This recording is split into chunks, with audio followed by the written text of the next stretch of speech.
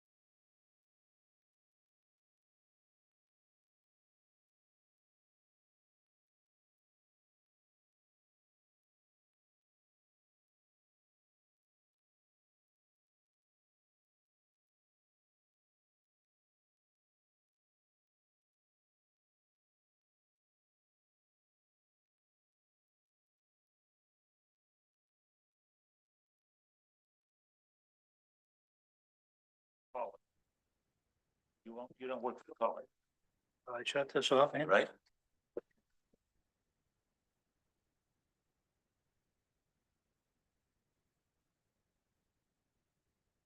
That's the. Good evening. I'd like to bring this meeting and the regular meeting of the Clear Lake City Council at Clear Lake City Hall, Council Chambers, 14050 Olympic Drive, Clear Lake, California, to order at 6:01 PM. Madam Clerk, can I please have a roll call? Councilmember Wilson, Present. Councilmember Hooton. Here. Councilmember Downey, Here. Vice Mayor Slotin, Here. and Mayor Kramer. Here. Okay, now I'd like to stand for the pledge. And Councilmember Downey, would you please lead us? I pledge allegiance to the flag of the United States of America, to the republic for which it stands, one nation, under God, indivisible, with liberty and justice for all. Now, if you'll remain standing for a moment, I'd appreciate it. We're gonna have Pastor Gravison is gonna come up and lead us in a prayer.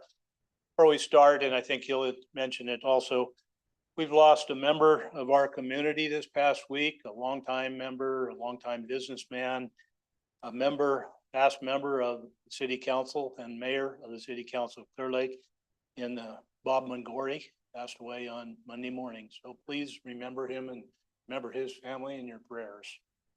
Thank you. Go ahead, Chris. Let's pray. Heavenly Father, as we join together in this place, we ask your blessing upon our elected leaders. We are grateful for their willingness to serve the city of Clear Lake, and we ask that you give them wisdom and insight as they go about their duties. We also ask for your strength and patience as they discuss the various issues in our city, even when there is disagreement, Lord. We ask you to give them all a unifying desire to strive for what is truly best for Clear Lake. As we mourn the passing of Bob Mangori, we thank you for his life and his love for the city of Clear Lake. He selflessly served as mayor, city council member, and in other capacities to improve this city. He was a loving husband and father, a good friend, and a public servant. We ask your blessing upon Bob's wife, Joan, his son, Tommy, and the many who called him friend. Please comfort them in their grief. And we ask these things in Jesus' name. Amen. Amen. May be seated.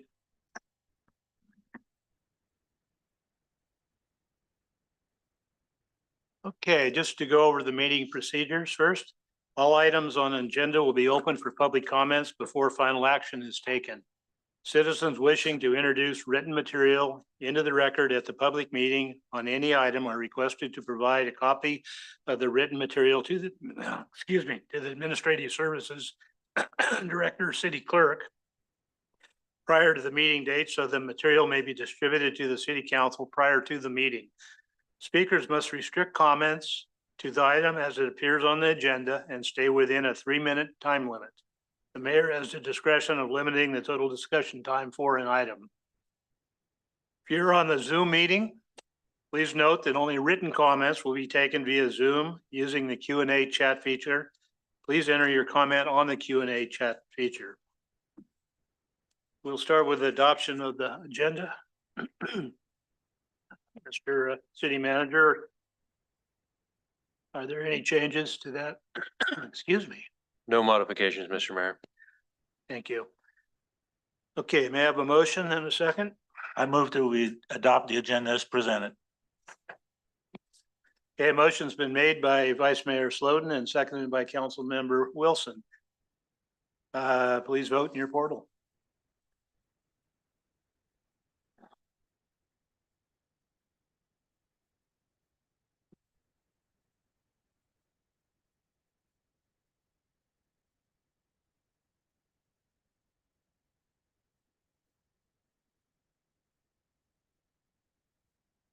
Motion passes with unanimous vote of the council. Thank you, Madam Clerk. We'll now move on to presentations. First presentation, we have May's Adoptable Dogs.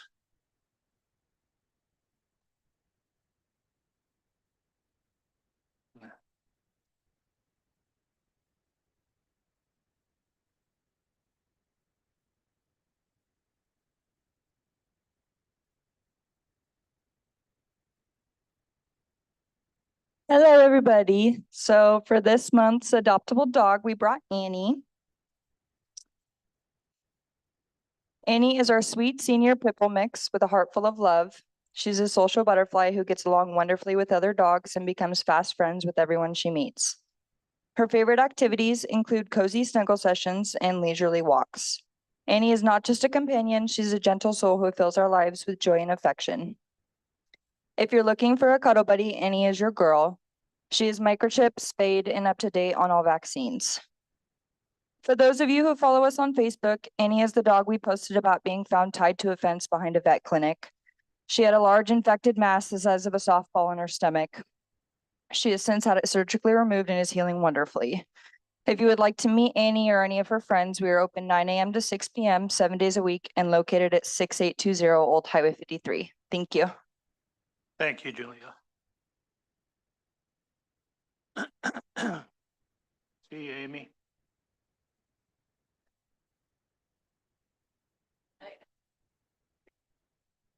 Dennis? Mr. Mayor, Council, so statistics for the animal control from January 1st to today, 176 dogs came in the shelter, 172 have left the shelter, 31 to rescues, 130 returned to owners, 10 through adoption, 1 owner euthanization with a 99.29% release rate. Currently at the shelter, there's a total of 74 dogs, which includes the 64 adult dogs and 10 puppies, which is up by 4 with 3 puppies and 1 adult dog from last month. Okay. Any questions from council? Thank you, Lieutenant Peters. Thank you.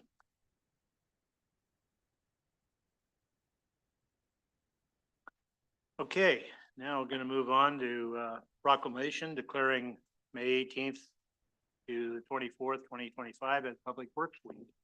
And I'll read that proclamation. I think I will actually, Step and Patty, I guess, are you going to accept that?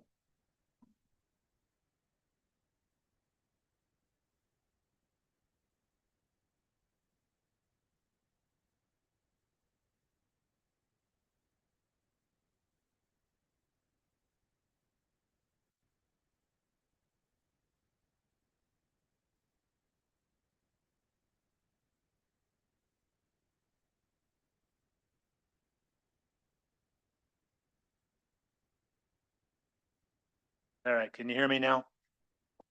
Whereas public works professionals focus on infrastructure, facilities, and services that are of vital importance to the sustainable and resilient communities and to public health, high quality of life, and well-being of the people of Clear Lake. And whereas these infrastructure, facilities, and services could not be provided without the dedicated efforts of public works professionals who are engineers, managers, and employees at all levels of government and the private sector, who are responsible for rebuilding, improving, and protecting our nation's transportation, water supply, water treatment, solid waste systems, public buildings, and other structures and facilities essential for our citizens. And whereas it is in the public interest for the citizens, civic leaders, and children in Clear Lake to gain knowledge of and maintain an ongoing interest and understanding of the importance of public works and public works programs in their respective communities. And whereas the year 2025 marks the 65th annual National Public Works Week sponsored by the American Public Works Association / Canadian Public Works Association. Be it now, hereby let it be resolved that the City Council of the City of Clear Lake does hereby designate the week of May 18th, to the 24th of 2025 as National Public Week work and urges all citizens to join with representatives of the American Public Works Association and government agencies in activities, events, and ceremonies designed to pay tribute to our public works professionals, engineers, managers, and employees, and to recognize the substantial contributions they make to protecting our national health, safety, and advancing quality of life for all. Dated this 15th day of May, 2025, and signed by me as mayor. I'd like to present this to Patty and Bo.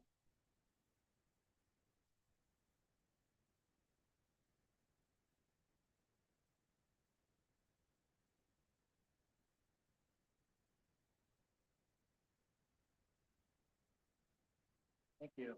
Would you like to say a word or two, Addie? No? I'll just remind everybody that, much like the police department, we have public works people on standby 24 hours a day, 7 days a week, if they're not at work physically in the parks or doing. Crew of guys, right? Heartily agree with that. And see, example right outside this door, our Austin Park looks great.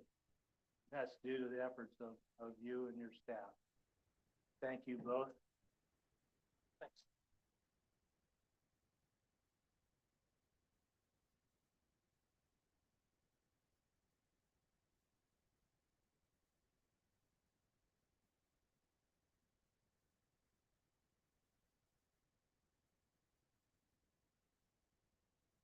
Okay, now we'll move on to a presentation of an update on Proposition 36 by Chief Hobbs. Chief?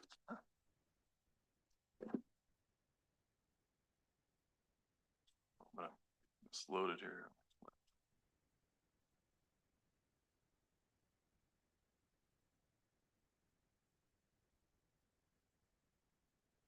All right, good evening, Mayor, members of the council. Tonight, I'm going to provide a brief update on Proposition 36.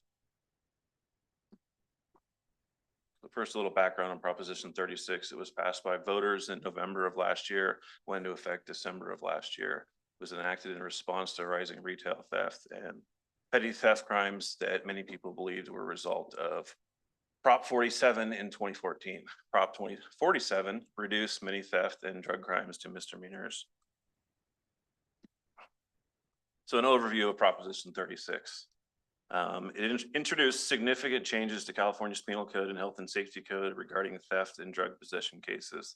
The law is aimed at addressing issues of repeat offenders, organized theft, with an emphasis on increasing accountability for offenders while providing avenues for rehabilitation.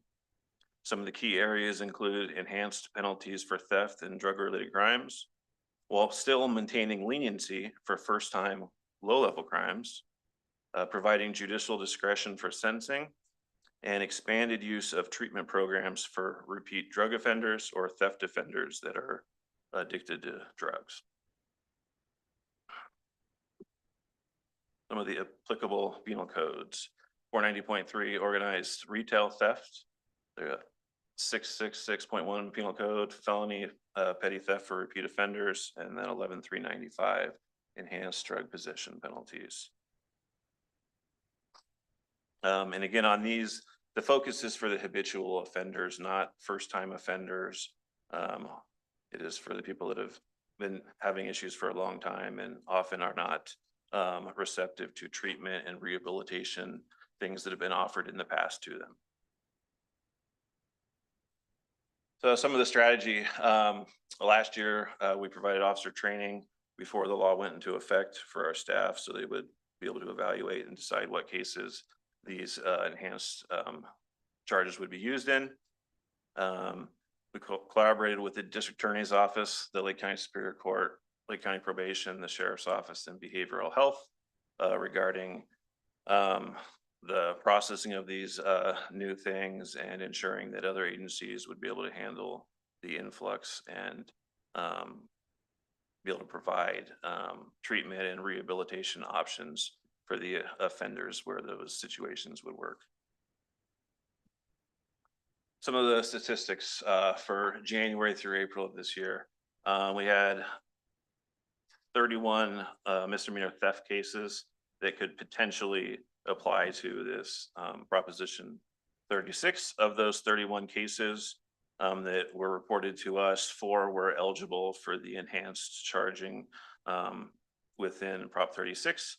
And of those 4 that we sent to the district attorney's office, they prosecuted 2 of those 4 with the enhanced charges.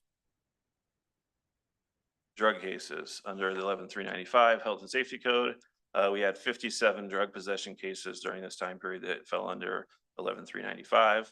Of those 57 cases, 27 were eligible for the enhanced charging due to having enough prior convictions for similar hard drug offenses.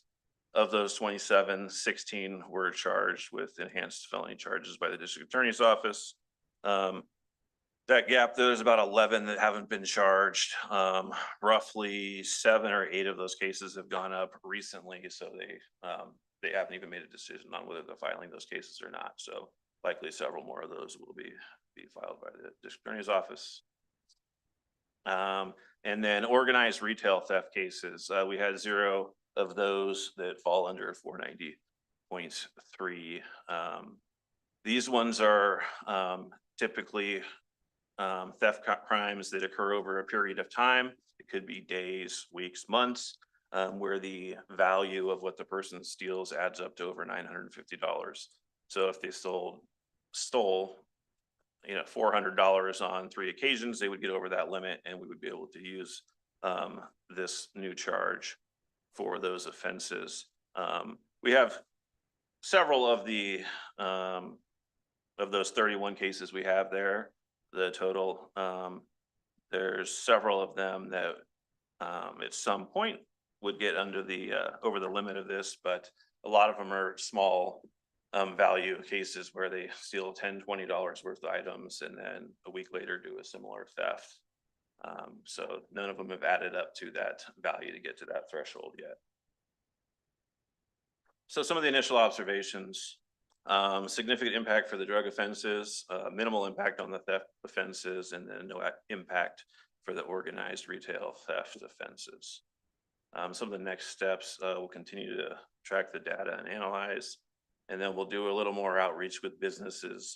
Initially, we did with most of the major businesses in town to make sure they understood that to call us when they have these smaller offenses. For a long period of time, a lot of businesses would not call and report some of the smaller thefts because they knew we would arrest them, they wouldn't get prosecuted, nothing would happen. So we reached out with the businesses before this went into effect to ask them to call us for these things, because especially with this organized retail crime one, and where the amounts can add up over time, to call us on those so we can take reports, get these things, and ultimately at some point maybe be able to get somewhere.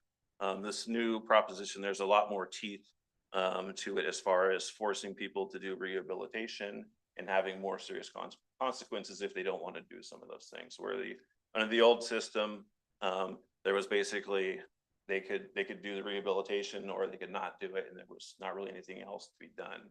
Now, if the people choose not to do those things, then they can actually look at getting a little bit of jail time. So hopefully it will work out, and some of these people that have been doing some of these things for a long period of time and not getting the help they need will actually be able to, be in these rehabilitation programs and get some help, so they can hopefully stop repeating this cycle and visiting us.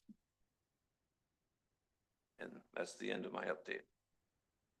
Any questions, council? Comments? I'll have one. Chief, do you think then, are you starting to get some of those calls in that'll start adding up to 950? Yeah, we have a couple cases with a couple different people that are starting to build up, and we're getting a few more calls, theft calls in the lower dollar value. We are up a little bit this year, and I think that is due to the fact that in previous years, a lot of these businesses, they did not call us for those because ultimately not much was going to happen. They might get a ticket, they might go to jail, be right out, and nothing happened. So hopefully that increases due to the businesses being aware and trying to help us help them and get some of these people rehabilitation or some other services that can prevent this cycle from continuing. Oh, hopefully it will reduce this kind of crime. Thank you, Chief. You're welcome. All right, now we move into public comment. This is the time for any member of the public to address the city council on any matter not on the agenda that is within subject matter jurisdiction of the city. The Brown Act, with limited exceptions, does not allow the council or staff to discuss issues brought forth under public comment. Council cannot take action on non-agenda items. Concerns may be referred to staff and placed on a future agenda. Please note that comments from the public will also be taken on each agenda item. Comments will be limited to 3 minutes per person. All right, I have 3 requests for public comment in here. I'm just going to take them in the order that I've got them stacked here. Frank Costner. Mr. Costner, please come up and introduce yourself. Tell us where you live, what you do, all that. Good evening, council members, mayor, city staff, Oop, wasn't on. and city staff and the public. I appreciate you having me here tonight. So what I am here to tell you about my name is Frank Costner. I am a citizen of Clear Lake. I live on 28th Avenue. So Conocta County Water District has been investing a considerable amount of grant funds into our system. And we're very proud of all the work that we've done over the past 5 years, $18 million, 100% covered grant fund projects. We have doubled our pumping capacity at our treatment plant, at our raw water pump station. We've constructed 2 interties, actually 3 interties, 2 with Highlands and 1 with Lower Lake. So we can pump 400 gallons a minute back and forth between all of the districts. And over the past 4 or 5 months, we have done tours with LAFCO. We've done a tour with the grand jury. And usually every semester we do tours of our facility with a local community college. The community college has a water treatment and distribution and sewer classes. And so we have a very state-of-the-art facility, and they love coming and learning about our treatment plant, how the water is treated. You know, we treat surface water, we treat Clear Lake water. It's very hard to treat. And so I know 2 of the city council members have been to our treatment plant. And so I would like to extend an offer to the newer city council members that if they would be interested, that we would love to have you do a tour of our treatment plant. And then also the city's water expert has also, I've been in communication with him, and he would like to do a tour of the treatment plant. And so I know that you cannot have, you know, 3 of the members at the same, I'm not sure how that works, but I would love to have all of you at the same time, or we can do 2 and 2, whatever is convenient to you. But if that is something you would be interested in, I would love to have you so that you can see all the wonderful work we've done at the water district. And there was just one other thing I would like to talk about is during the Boyles fire, the fire department used our fire hydrants a considerable amount. You know, we kept pressure in the system, and all of our fire hydrants were functional and have a large amount of pressure and flow in that area. And so I just noticed on the webpage, the city's webpage, that it says that during the Boyles fire, that there was fire hydrants that did not work and that had low pressure. Communicating with the fire chief, he told me that all of our fire hydrants were very good and there was plenty of pressure. And so I know my time's up really quick. I am requesting from the city a list of fire hydrants that were not adequate. If I could get a list of those hydrants so that we can confirm that those fire hydrants are functional, because it's my understanding that they were all functional. Thank you very much. Thank you. Yes. I toured your facility, very impressive. Thank you. I wish the other water companies in town would do the same. Thank you. You're welcome. Thank you very much. And other comments, and I'll reiterate that I obviously was the one on the tour, and I'd highly recommend it to our other council members to take that tour. Very impressive plant, Frank. Thank I you. appreciate that. I would love to take a tour. Unfortunately, all of us can't be there. It could be 1 or 2, but not 3. I would be more than happy to have do 2 tours. We'll do 2 with with your guys' water expert, Rob Bosco. And also I'd like to say that the parks look amazing. I take my grandchildren to the parks twice a month, and I really appreciate all the work you guys have been doing with the parks. Thank you. Yeah. Next on my list, Steve Maddox. Mr. Maddox, you come up and introduce yourself and where you live. My name's Steve Maddox. I've been a citizen in Clear Lake for 20 years, 10 years on Cabal Street. And now I live on Lake Shore, next door to Cortai, by the fishing pier there. I came today in hopes that I can get some enforcement of the park closure hours. The big sign has been taken down when they repaved the park 10 years ago, and there's just a little sign now saying the park hours.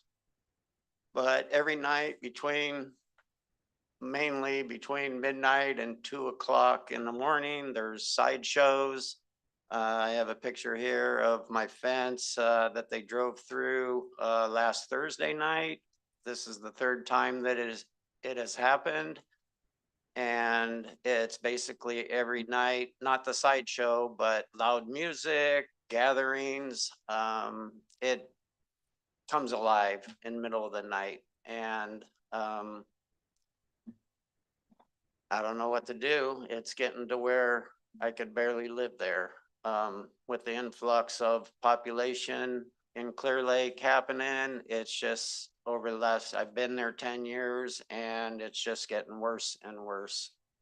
So I'm hoping that maybe, I don't know what we could do, if there's maybe a speed bump in the open area outside my house, between my house and the fishing pier, or the police come more often and maybe just tell people that the park has hours that it's closed.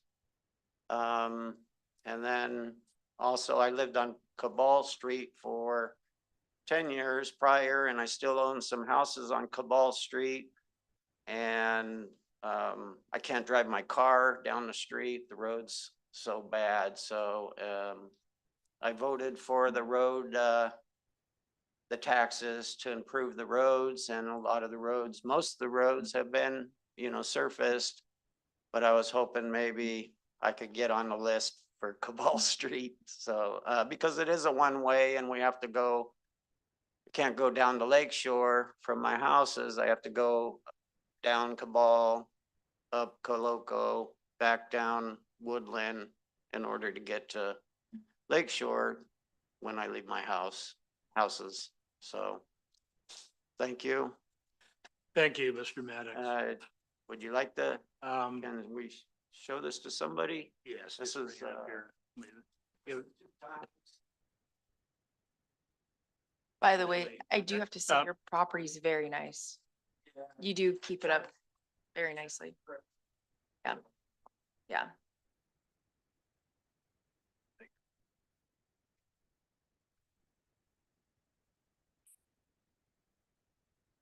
Okay. And the last note that I got in here is from Barbara Chriswitz. Barbara, although we all know you, you need to introduce yourself. Tell us where you live. So my name is Barbara Christwitz and I live on Vista Street in Clear Lake. Thank you for letting me talk. This is regarding Clear Lake's Municipal Code 10 through 10.8, and it's about grocery cart retrieval. So we of citizens caring for Clear Lake for the past at least 5 years have been picking up and returning shopping carts to the stores from whence they came and where the carts originated. And it's no longer sustainable for us to do this service. You might notice that there are lots of carts out there. We obviously have not been keeping up with the abandoned grocery carts. And here is the text in part of how the code is. When city staff sees an abandoned cart, staff will first call the person on the prevention plan that's from the grocery store. And then they've got 24 hours to retrieve the cart. If the cart remains unretrieved after 24 hours, city shall have the right to impound the cart. Pursuant to Business and Professions Code section, blah, blah, blah, the city shall notify the owner as identified on the signage information permanently affixed to the cart of any abandoned cart owned or used by the business establishment within 24 hours of impoundment. The city notification should be documented, provided by telephone to the designated person listed on theft prevention plan. The owner shall have 3 business days from that date to retrieve the carts from the city. The notice will inform the owner of the location where the shopping cart may be claimed. The shopping cart shall be stored by the city at a location that is reasonably convenient to the owner of the shopping cart and is normally open for business at least 2 hours each day, Monday through Thursday. And the city's not liable. So anyway, Citizens Caring for Clear Lake wants to know the location of that storage place for abandoned carts. And Citizens Caring for Clear Lake is asking the city of Clear Lake to enforce its shopping cart ordinance. So we appreciate your attention to this concern. And if there's something that we as Citizens Caring for Clear Lake can help, let us know. We're happy to discuss strategies. And I'll return in about 6 weeks to see if we've made any progress on shopping carts, because I think everybody's tired of seeing them. So that's my concern tonight. So look at that municipal code if you have any questions. It's really quite complicated, and maybe the easiest thing would be at some point to just take the cart and put it in that spot that you've designated where shopping carts can go, and they can come and pick them up. Thanks. Thank you, Barbara.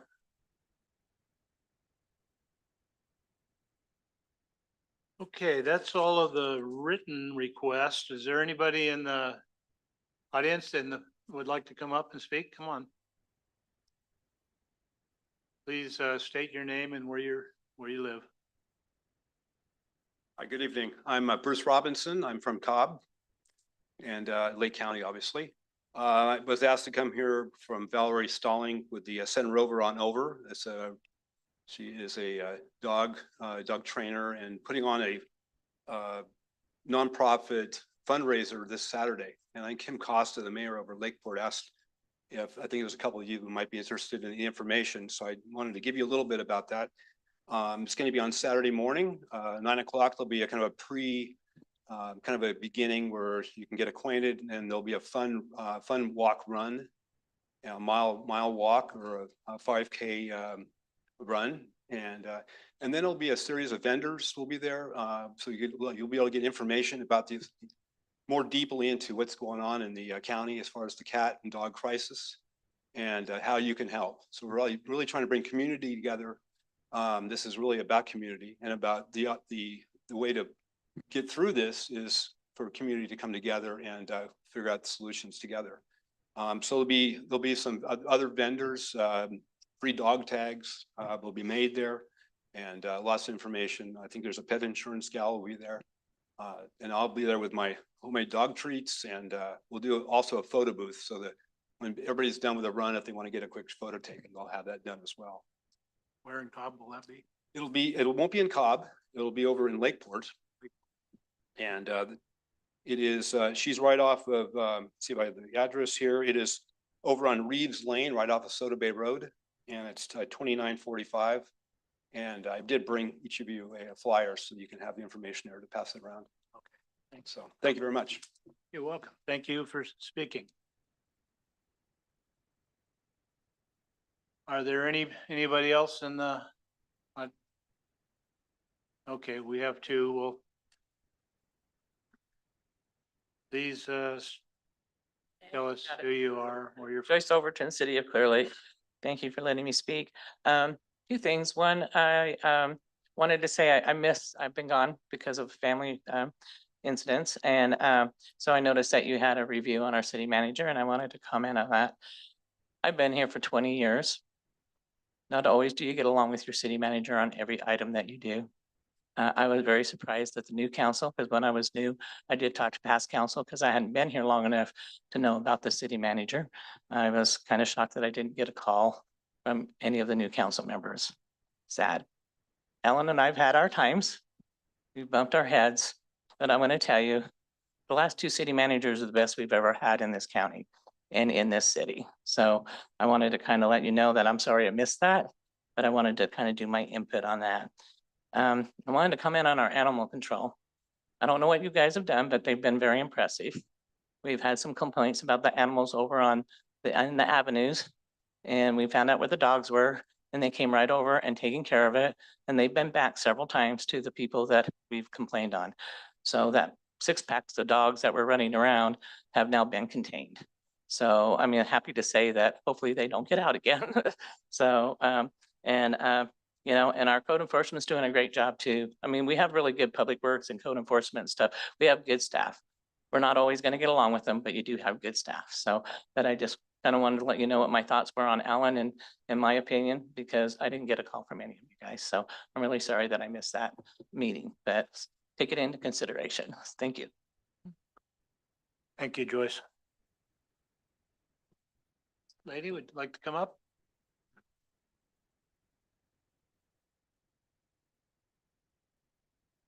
Please introduce yourself and tell us where you're from. Kathy Plowman of Clear Lake, and I wanted to tell you some stuff that's been going on. We just had a dog fixed yesterday. That was quite huge. We had he's aborted. This person came in and asked help several times, and somebody did not follow through. So by the time she got to me, and I was able to call for help and stuff, we didn't get her till the last minute. So she was fixed yesterday. She's recouping with us right now, but I want to thank my friend Deza from Ripple Effect. She's amazing. Every time I call her, she's there for me every single time. And between her and North Bay, they split the cost. It was $1,500. So we got that dog fixed, and we just need to pull together all the rescues instead of stabbing people in the back and getting on Facebook and gossiping and stuff. If we pulled together, we could be amazing. We could get things done and stuff, but everybody's trying to stab everybody in the back and stuff. So I want to the SPCA. They're amazing. I went to Forgotten Felines in Santa Rosa, amazing and stuff. So I know we can do it. We just have to get together and stop talking and bad mouthing North Bay and not getting things done. And everybody wants to get patted on the back for what they do and stuff. If everybody just got it done, we could get it done and stuff. So that's all I want to say. Thank you. Thank you. Are there any other comments?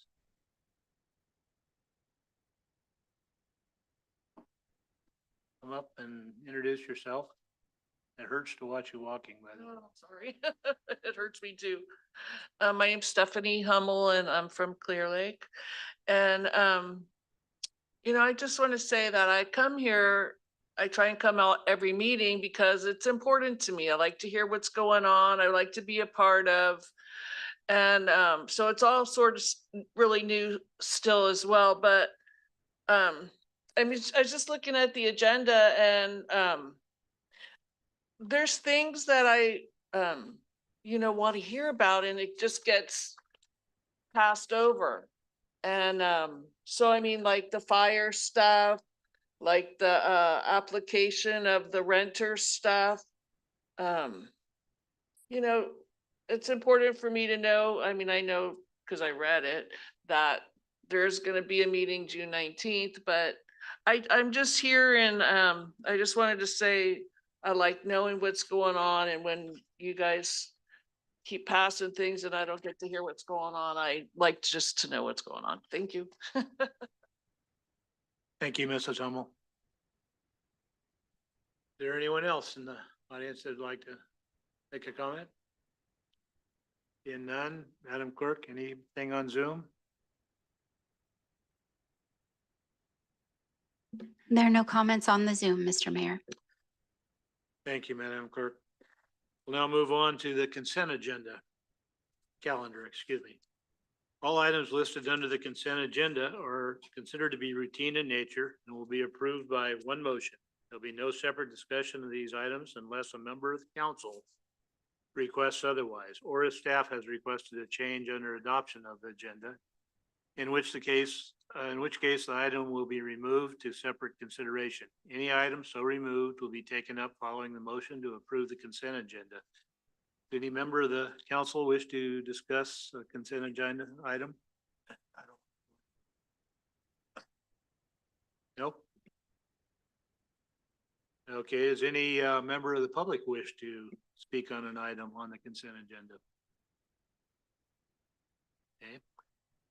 Are there any comments on Zoom, Madam Clerk? There are no comments on the Zoom, Mr. Mayor. Then I will now take a motion and a second to adopt the consent agenda as presented.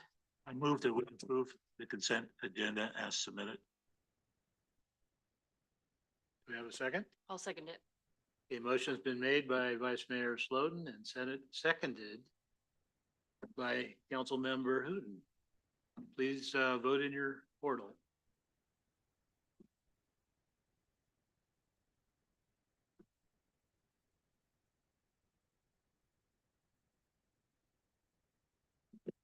Motion passes with the unanimous vote of the council. Thank you, Madam Clerk.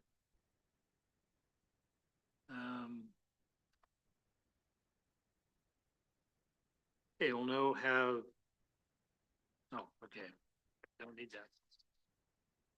Okay, we're now going to move on to public hearing on item 10, business item. Discussion and consideration of ordinance number 281-2025, an ordinance to designate fire hazard severity zones in the local responsibility area as required by state law. Mr. City Manager Flora, would you have a staff report or? Yes, Mr. Mayor. Are you ready? Please, I am. Okay. All right, Mr. Mayor, council members, so I'll give a brief overview here of the history, just as a reminder, and then there's a few slides I'll go through related to this. For several years, the state fire marshal's office has mapped fire hazard severity zones. We've been primarily focused in areas of state responsibility, which is largely outside of city jurisdictions. The last round of mapping done around 2014, 2015 identified recommended very high fire hazard zones in some local responsibility areas, including a portion of the city of Clear Lake. However, changes in state law now require the state fire marshal's office to prepare statewide maps showing fire hazard severity. The state responsibility area maps were done a year or so ago, and local responsibility area maps were released on February 10th, or it was done in tranches, but the Northern California maps, including the city of Clear Lake, were released on February 10th. We had a presentation on those maps in front of the city council on February 20th. So according to state law, the fire marshal is required to identify areas in the state as moderate, high, and very high fire hazard severity zones based on statewide criteria. You saw a video last time that kind of talked about the very complicated methodology that they're using. So what the state is requiring us to do is within 30 days of receiving the maps, make the information, including the maps, available for public review and comment. We've done that. Within 120 days of receiving the maps, we are required to adopt the recommended map by local ordinance. That's what you'll be considering tonight. And then within 30 days of that adoption, we have to submit the ordinance and any associated documents to the Board of Forestry and Fire Protection. So a local agency may only increase the level of fire hazard severity as identified by the state fire marshal. None of the designations can be decreased. Parcels with multiple zones shall be treated as being in the highest hazard classification that touches that parcel. I'll talk a little bit more about that. So I'm going to pull up a few slides here.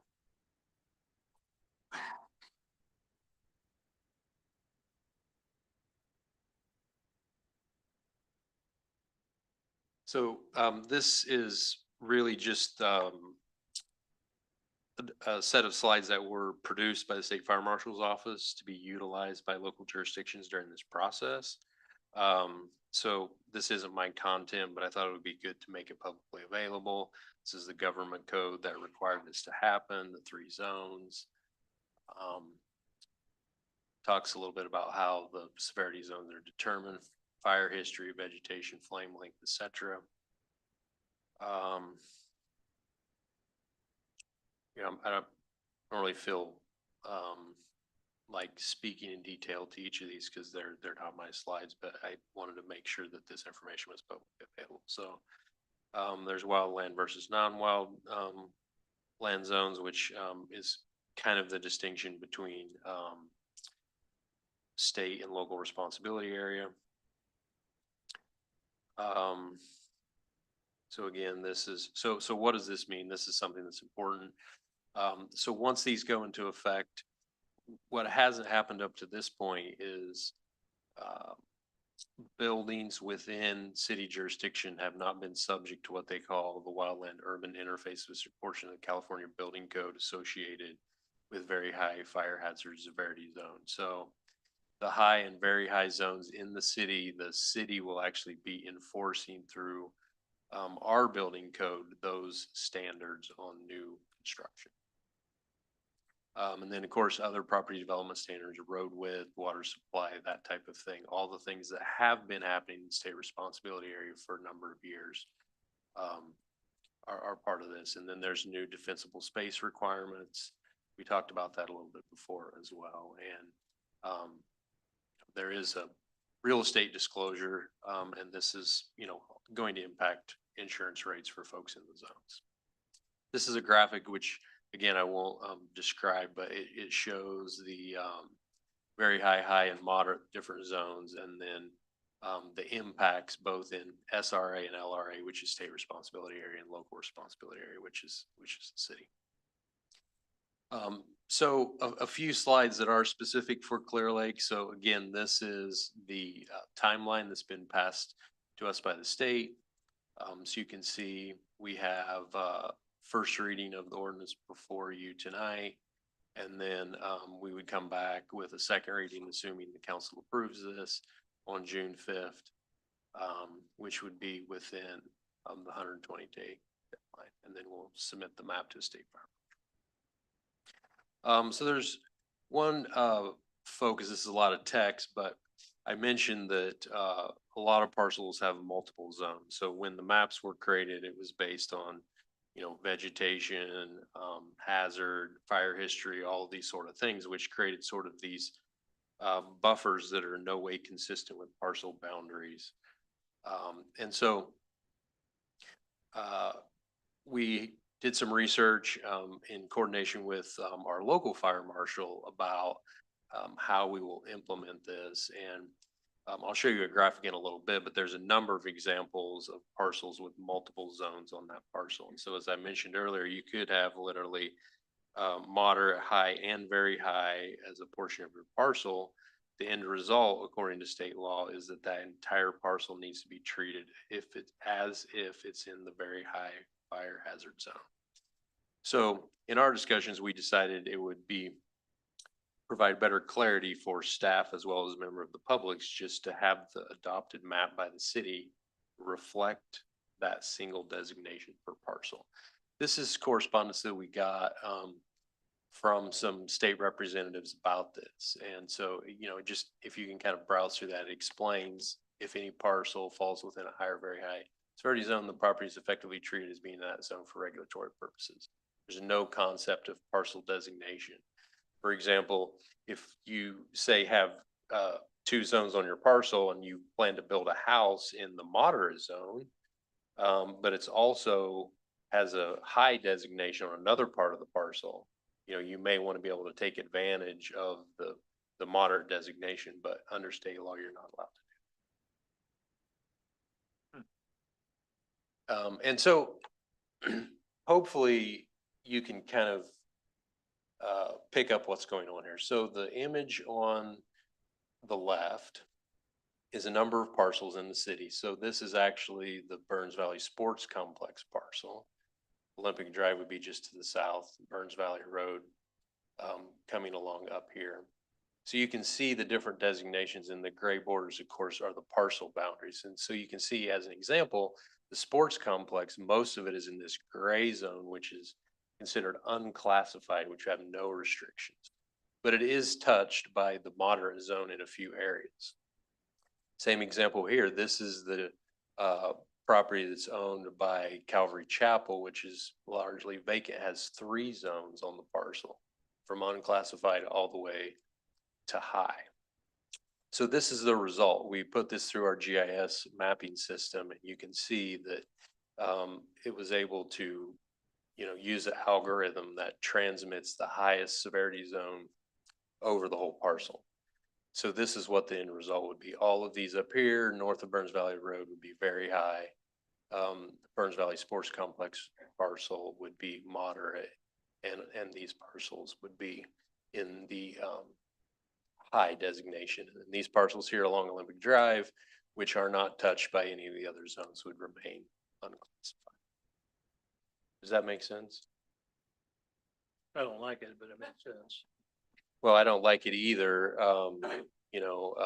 but I don't really feel like we have a lot of choice. I just, With the parcel. yeah, I mean, as an example, my understanding, so both the city of Lakeport and county of Lake are in the process of doing this same ordinance adoption. My understanding from Lakeport is their council, or they're going to be recommending to the council to just go ahead and adopt the exact map that was presented by the state fire marshal's office. The council could choose to do that. What we're recommending, and what I believe the county is recommending, is this here, which actually translates that to a parcel for additional clarity for both property owners and staff who are going to be implementing the regulations around it. So with that, this is just a final thing, which is a QR code to some more information on State Fire Marshal's website. And so both of those maps are included in your packet. Staff's recommendation would be to adopt the one that has the single designation per parcel, and I'll be happy to try to address any questions. Okay, any questions of the manager, Flora? Yeah, I have a couple. Go ahead. So that it will really, how about existing buildings that need to do some work on? If you have any building permit, you would have to comply with the stringent requirements, or is that a judgment?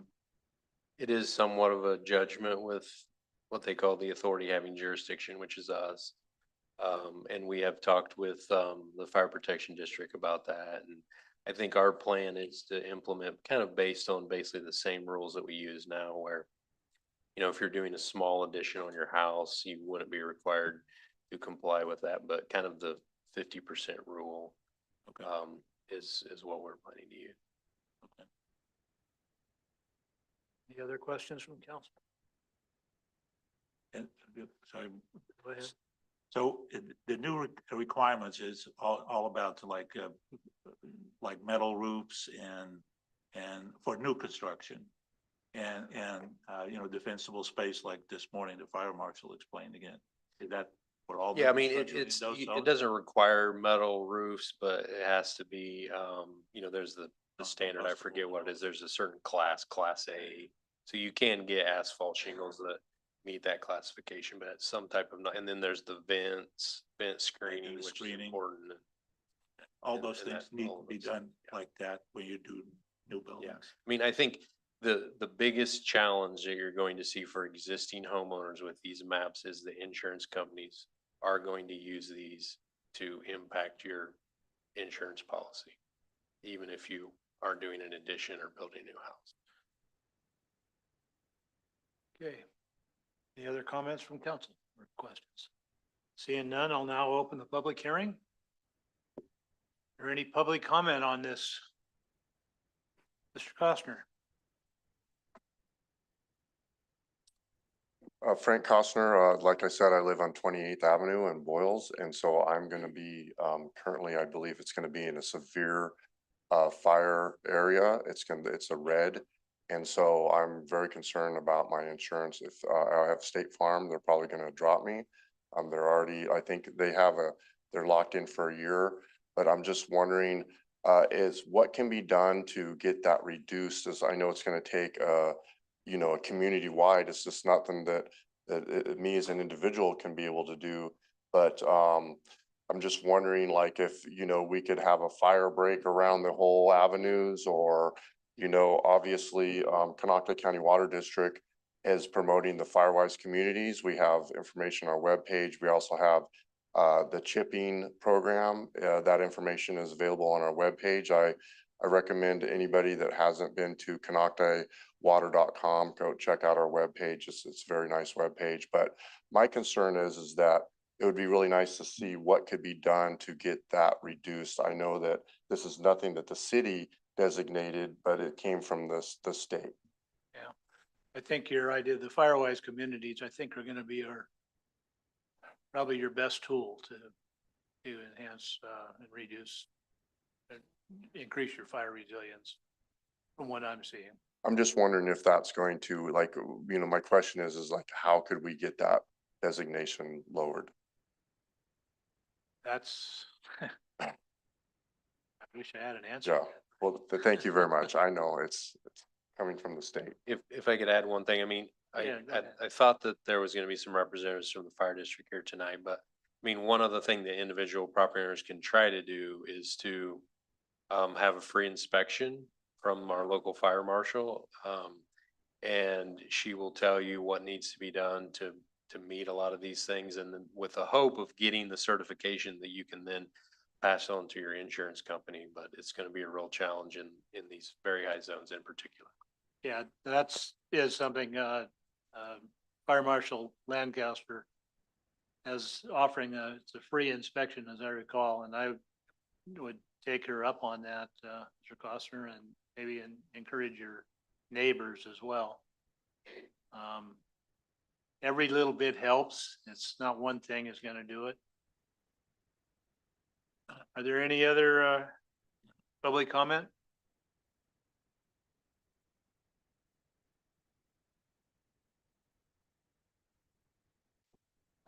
Hi, Joyce Overton, City of Clear Lake. I think for the benefit of the community, when you're looking at these maps, I believe that you guys should adopt the map that Ellen had presented to just cover the highest of that lot. It'll be too confusing for the normal everyday people out there that aren't understanding this. And it'll be much easier for the realtors when they're presenting this to their clients, that they're not going to get confused either. People don't know these things. You know, we sit here and we listen to this, but the majority of the community is not listening to this. So, I mean, we'd like to think they do, but they don't. We all know that. So I really suggest that you take the map that Alan said would be the best. I think that would be the best and most, the one that's not going to be the confusing one. You're going to look at these things and it's going to be so confusing. And the only way you're going to change it at the state is if you go take down all the trees, put a bunch of cement in and call it good, because that's the only way that these things are going to change. They're not going to change. When I talk to them about like plants or whatever, even in my yard, they said no. So you can't have a plant. I said, well, what if I put it in a pot? Nope. So you can't have any of that stuff. I mean, how many people are going to really live in a community that has none of that? You know, I don't think any of us want that. We like our roses or our plants or our vegetables. I mean, think about it. You can't really grow your vegetables in your own yard and be a fire safe property. So think about that. Thank you. I think that's within the zone 0. That they're really aiming for that. This is.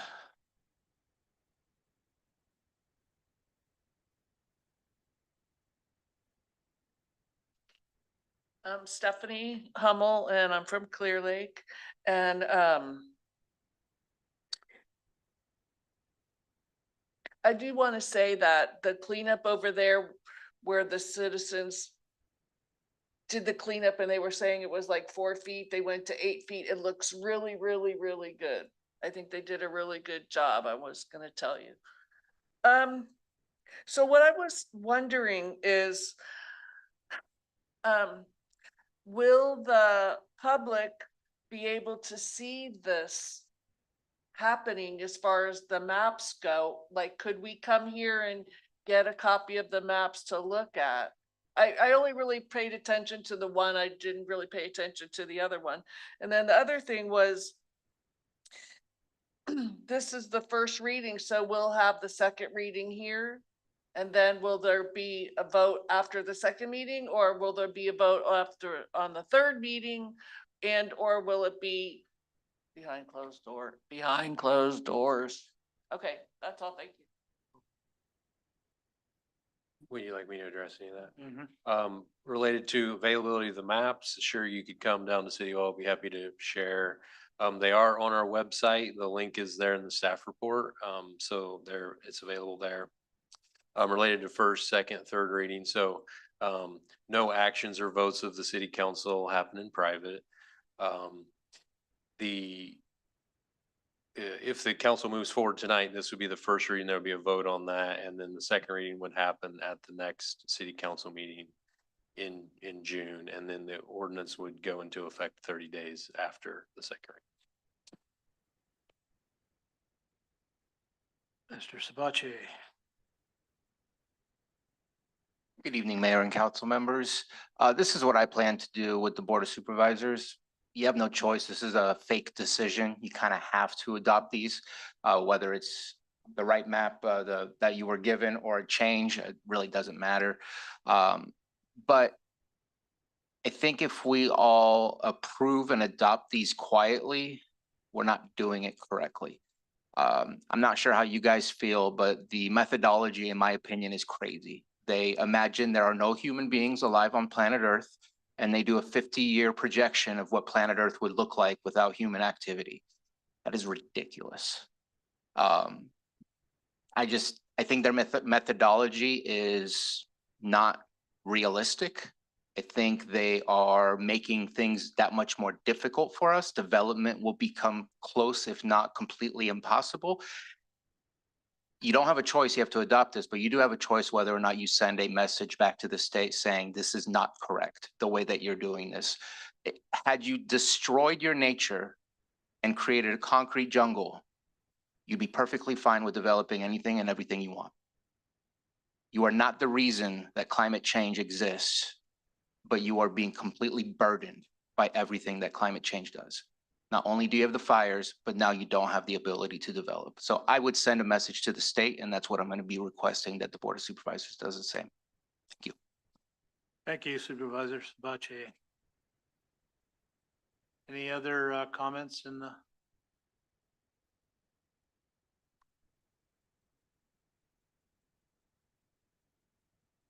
Hi, Margaret Garcia, City of Clear Lake. My first question is now who makes these map changes? Who's actually making these decisions on the map changes? Just a reminder, you have 3 minutes so you can ask I questions. understand that. It's not a back Okay, and forth. We can't do. So I can't get an answer on that?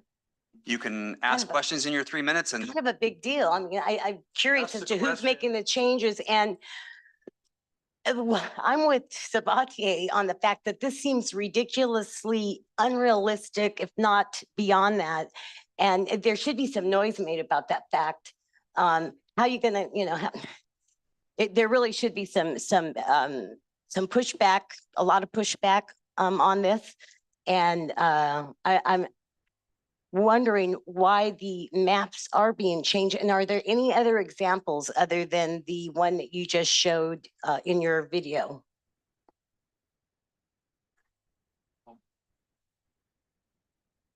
Okay, thank you, Mrs. Garcia. Any other comments? All right, Madam Clerk, are there any comments on Zoom? There are no comments on the Zoom, Mr. Mayor. However, staff did receive an email from Kathy Barnwell, which I can read into the record. Kathy Barnwell states, I read a May 7th, 2025 article in lakeconews.com regarding the lack of community response received by the cities and Lake County on the local responsibility area fire hazard severity zones maps created by CAL FIRE. The initial March 20th, 2025 article I read in Lake Co News indicated that local governments must adopt the map as is or with a higher hazard severity rating, regardless of public input or fire mitigation efforts. The article further verified that state government code does not allow any adjustment to a lower rating in the map. Although there is a required public comment period, it's apparent CAL FIRE will not be considering the public's concerns or taking any change or making any changes to improve our ratings. Nevertheless, here are my thoughts. Insurance companies will definitely use these maps. They have been using the 2011 map for 14 years now. When we were looking to buy a new home in 2012 and 2013, we were told specifically by our current carrier and other local carriers that they would not cover homes in the CAL FIRE mapped high-risk areas. We also knew several friends who had their insurance canceled due to the 2011 maps. Insurance companies will definitely cancel policies based on these new maps. It will be very difficult for anyone to get insurance once it has been canceled, and it will be difficult to buy and sell real property due to insurance issues. People may even lose their homes if they can't afford insurance and can't sell because the homes are insurable. I fear this may also lead to people who are asked to evacuate in a fire situation to instead stay and try to fight the fire to protect their uninsured homes and possessions. It's hard for me to believe the legislature in California wants to bring more hardship and still higher home ownership costs to our state than we already endure. I can see how this hurts all Californians, but I fail to see how it helps any of us. And that concludes her statement. Thank you, Madam Clerk. Okay, last chance. Comments? Okay. You've already been up, Mrs. Humble. Now, pardon me, I'll take a motion to close the public hearing. So moved. Motion by Vice Mayor Slotin. Second by Councilwoman Member Wilson. This doesn't require a portal vote. Let's see, all in favor, say aye. Aye. Motion passes. Okay, now we'll get on to our part of this. Are there any comments from the council for deliberation on this item? Vice Mayor? It seems to me that we don't have a whole lot of choice. Either we make it more stringent, which we really don't want to do. But at the same time, I suggest that we follow our supervisor's suggestion and urge our state representative to look at this and see if there are other possibilities to help with still getting some housing built in some of the more stringent zones. Thank you, Vice Mayor. I agree with Vice Mayor Slotin and Supervisor Sabatier. It's very frustrating for all of us. We can't do anything about it, but we basically need to pass it. But we can send a letter to our representatives and let them know how we feel about this and how workable this is and how much of a hardship this is going to put on all of us. So that'd be my comments.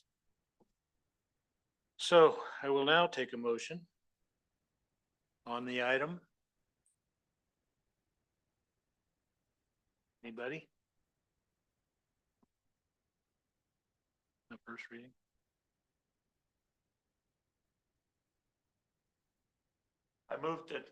I moved that we approve ordinance number 281-2025, an ordinance of the City of Council of the City of Clear Lake to designate the fire hazard severity zones in the local responsibility area as required by state law. Can I ask a question before you? You may. Just want to clarify that you want to use the parcel specific map or the one we got directly from the state. The one that you prepared at the city. Okay. So, Mr. Mayor, just for the record, is this has to be transmitted to the state for approval following the second read and adoption. the map that you're going to be adopting would be equivalent or the same as what the state issued. What city staff has presented is probably more of an optically user-friendly map, but I just want to state for the record that it is equivalent to the same thing that the state issues in case they have a question on the back end. Because it's more severe than late map. So we have a motion. I'll second that. All right, I have a motion by Vice Mayor Slotin. Second by Council Member Downey. You want to vote in your portal?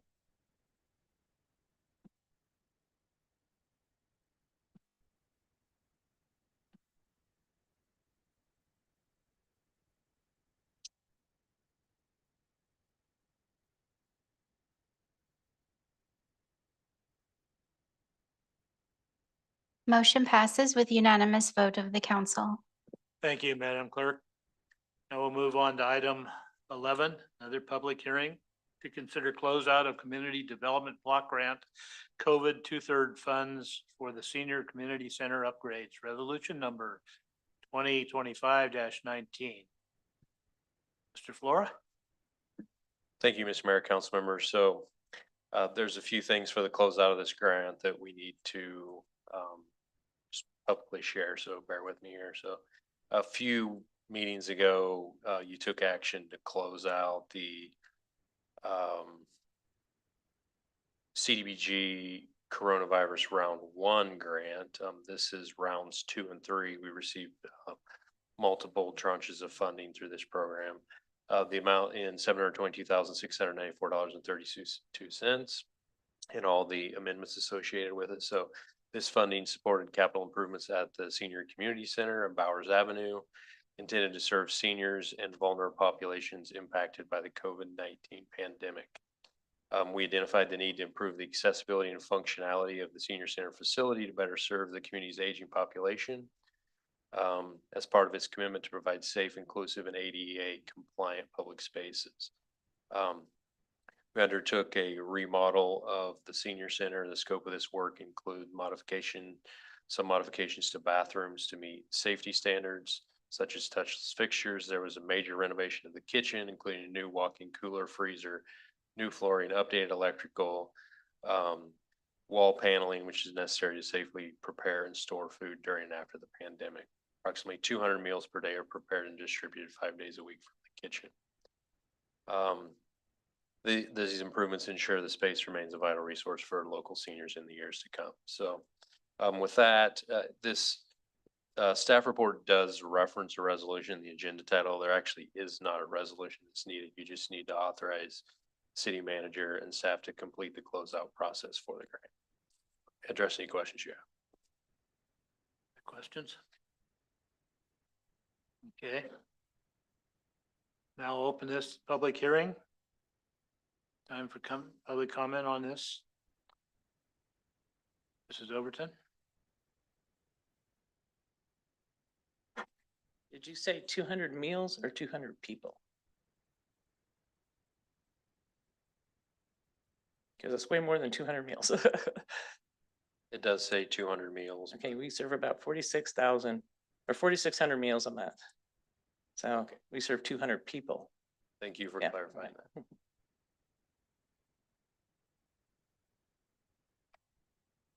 Are there any other comments from the public?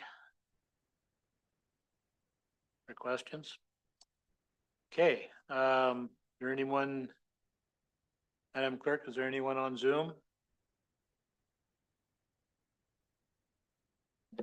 There are no comments on the Zoom, Mr. Mayor. Thank you, Madam Clerk. Seeing no other comments made, now I'll take a motion to close the public hearing. This will be by aye or nay. So moved. Second? A second. Second, motion made by Vice Mayor Slotin and seconded by Council Member Downey. So, all in favor? Aye. Aye. Motion carries. Now, are there any comments from the council on deliberation of the item? Okay, over here? No? Do we have to fix that? What Ms. Thornton said, that 200? The language will, it'll. No. No, I mean, It we doesn't can, we'll just make technically- sure it's in the closeout report, but yeah. Okay. No more comments, so I'll take a motion on the item. I'll do it. I move to give authorization to city manager and staff to complete the closeout of seniors community center upgrades. Thank you.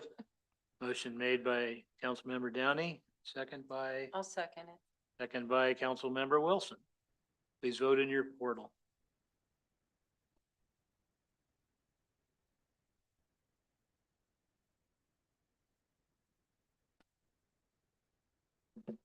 Motion passes with unanimous vote of the council. Thank you, Madam Clerk. Now, next one, item number 12, public hearing to consider adoption of fees related to ordinance number 280-2025 and ordinance of the City Council of Clear Lake authorizing bingo games for charitable purposes only. Resolution number 2025-20. City Manager, could you read the staff report, please? Administrative Services Director Swanson will present the staff report. Honorable Mayor and council members, first to note a matter of procedure. The public hearing for the rental housing program fees was noticed for tonight's meeting. Staff is asking your council to continue that hearing to the next regular meeting. To do so, we would ask that your council do so by motion. An appropriate motion for that would be a motion to continue the public hearing related to the rental housing fees to the June 5th meeting and hold a simple voice vote of aye or nay. See, are we doing the bingo games or the? No. Both items were they were noticed. However, the agendized item is only the bingo No. fees. Okay. So, can we take a motion to continue? All motion, All right, all motion to continue it. motion made by Councilmember Hooton, I'll second. seconded by Councilmember Downey. We want a motion by aye or on the portal, Madam Clerk, That would be an appropriate voice vote, aye or nay. voice vote. Okay, all in favor? Aye. Okay, motion passes. Now, so we don't have the other one, the bingo games is not on the, We do have do have- the staff report for the bingo games, Honorable Mayor. Next, the city council is being asked to hold a public hearing to adopt fees related to ordinance number 280-2025, an ordinance of the city council of the city of Clear Lake authorizing bingo games for charitable purposes only, which was adopted by the city council on April 17th. As a quick overview, the ordinance includes provisions to ensure strict compliance with regulations, protect the community's peaceful atmosphere, and prevent illegal gambling activities. It defines bingo, it sets provisions for conducting those bingo games, and specifies which organizations are authorized to conduct bingo games, how proceeds must be used, and establishes regulations for licensing, operation, and violations. Within the ordinance are guidelines for applications for a bingo game license, including the application fees. In section 6-8.2.7, only an organization licensed by the police department may conduct bingo games. Applications for licenses shall be made to the police department on forms provided by that office, and the license shall be renewed annually. So in section 6-2.9A, the annual license fee is outlined as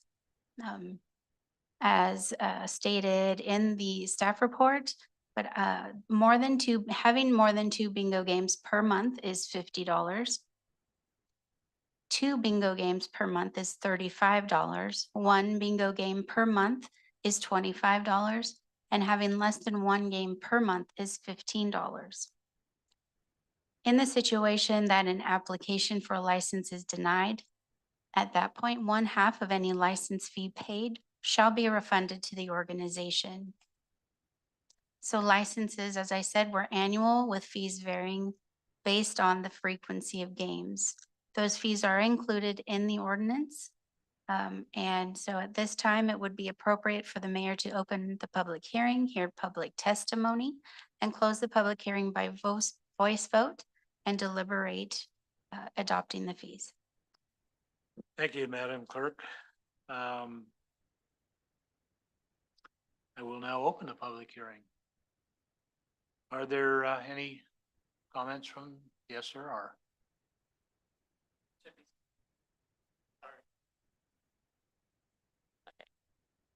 So it doesn't say if you're, is it any bingo? Like, we have bingo in our seniors. Oh, I think everybody knows me. Joyce, Overton City, Clear Lake. We have bingo and give just prizes, things that have been donated. They could come pick from a table when they get it. Is that gonna require a license for that? So we don't get to have our bingo because we don't make any money off of it. So, okay. Announcement to my seniors, we'll have no more bingo, so.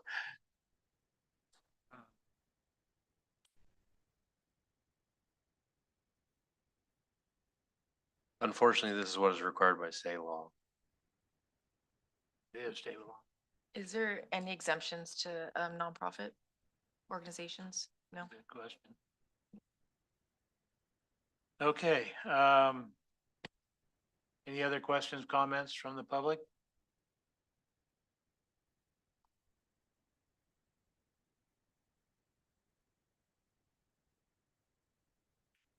Hi, Margaret Garcia, City of Clear Lake. I was just gonna say, I think you should clarify more the per game fee, that it's not per game, but per gathering. That's kind of a little confusing. Thank you. Thank you, Mrs. Can I ask a question? Well, we're still in public Oh, hearing, so we'll bring it back to you and you can. Okay. Are there any other public comments? All right, Madam Clerk, is there anything on Zoom? There are no questions on the Zoom, Mr. Mayor. Thank you. Well, they now take a motion to close the public hearing. So moved. Motion's made by Vice Mayor Slotin and second by Council Member Wilson. All in favor? Aye. Motion's carried. Okay, now, are there any comments from the council for deliberation on this item? Council Member Downey. I have a question. Does this count if you, say for instance, senior center has a bingo game, but there's no chance of like winning a prize? What if they're just playing the game bingo, but there's no chance of them winning a prize? Interesting question. I mean, if it's for the fun of the game, you could have door prizes of. I feel like there's ways around. From my understanding, what the penal code requires is that they have to have the permit go through this process if there is any prize that has any monetary value. So you can't win anything and be in compliance without the permit. But I guess if you don't win anything, even a very low cost item. Yeah, okay, already okay. that makes sense. There's a loophole. Yeah, okay, thank you, council member. Are there any other comments, questions? All right, I will now take a motion on the item. Yeah, let's see. I move that we approve ordinance number 280-2025, an ordinance of the City Council of the City of Clear Lake repealing section 6-8, remote caller bingo games, and adding section 6.8, authorizing bingo games for charitable purposes only. Motion's been made. Clarification on the motion, Mr. Mayor. Pardon me? A clarification on the motion, Mr. Mayor. Is that a motion to adopt the resolution 2025-20? Yes. Thank you. Yes, to adopt. Looking for a second. Seconded. Councilmember Hooton is seconds the motion. Now vote in your portal.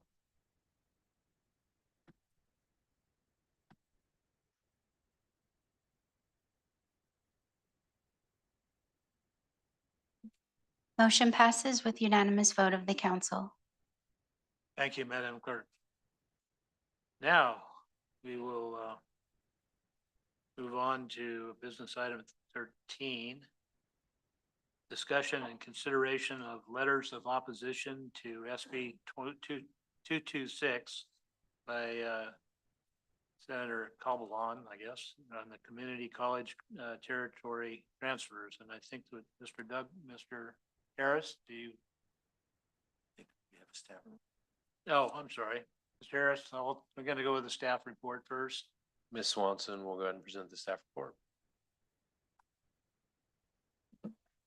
Honorable Mayor and council members, current California law establishes a detailed process for reorganizing community college districts, CCC, through territory transfers.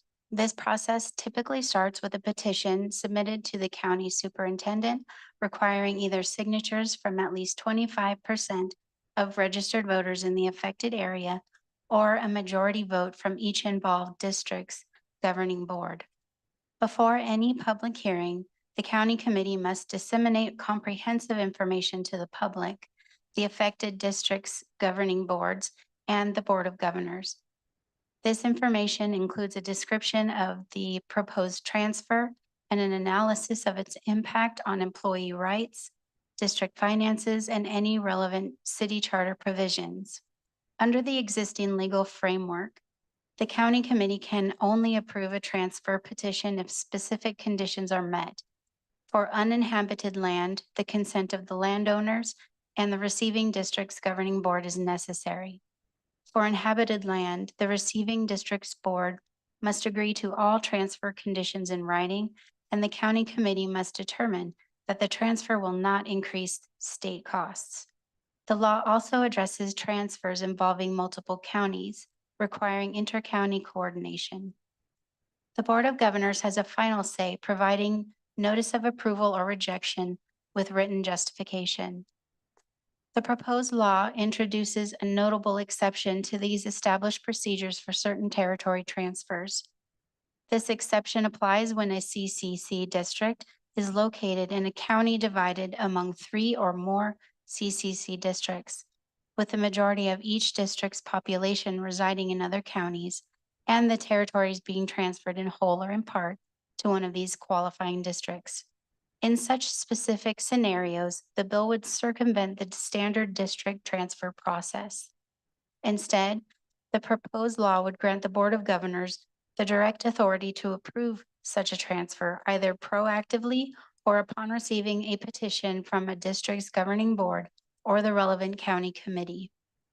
The bill mandates that the Board of Governors ensure any approved transfer and associated agreements adhere to the existing laws concerning employee rights, records management, finances, property, and obligations during district reorganization.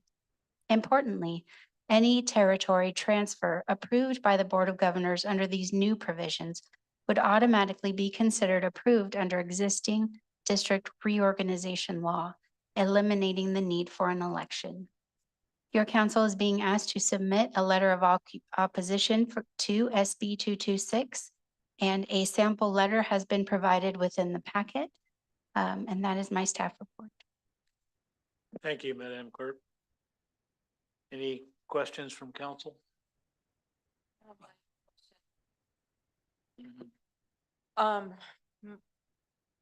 While I work for the North Central Adult Education Consortium, I am housed and paid by Yuba College District, and I don't know whether I should be commenting or participating in anything to do with this vote.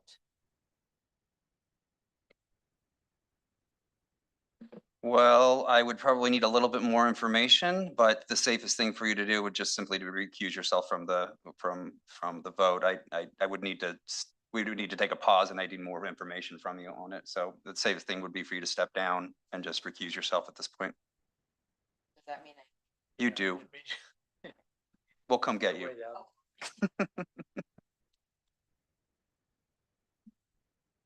Might make a comment. Yes, you may. I was the one who brought this for the council to deliberate on this. It's basically one of the Woodland College, which is now in the Yuba College District, wants to be separated and join Los Rios. However, it creates all kinds of confusion and problems for our college here. And that's why I'm opposed to this.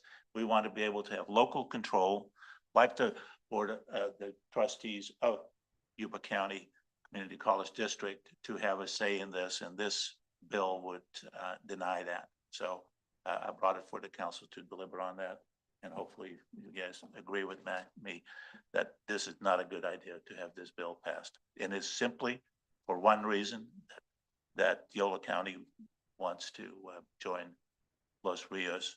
And there's no consideration on our lake campus here, which I'm very passionate about. So that's the reason I wanted to introduce this. Thank you, Vice Mayor Slotin. Are there any other comments, questions from council? I'll now open it up for public comment. And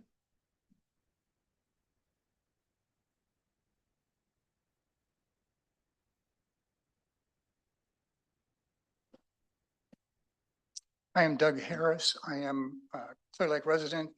I am a member of the Board of Trustees of the Yuba Community College District, and I have been in that capacity since April of 2002. And thank you for the opportunity to address you and urge you to oppose Senate Bill 226. I want to make sure that everyone understands I am speaking on my own behalf as an individual trustee. I am not officially communicating on behalf of the governing board in the community college district. I want to make sure that's clear.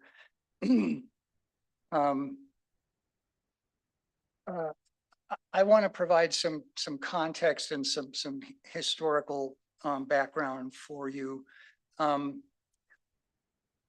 One important context is that members of the Board of Trustees conduct themselves according to well-established policies regarding their activities. And one of those policies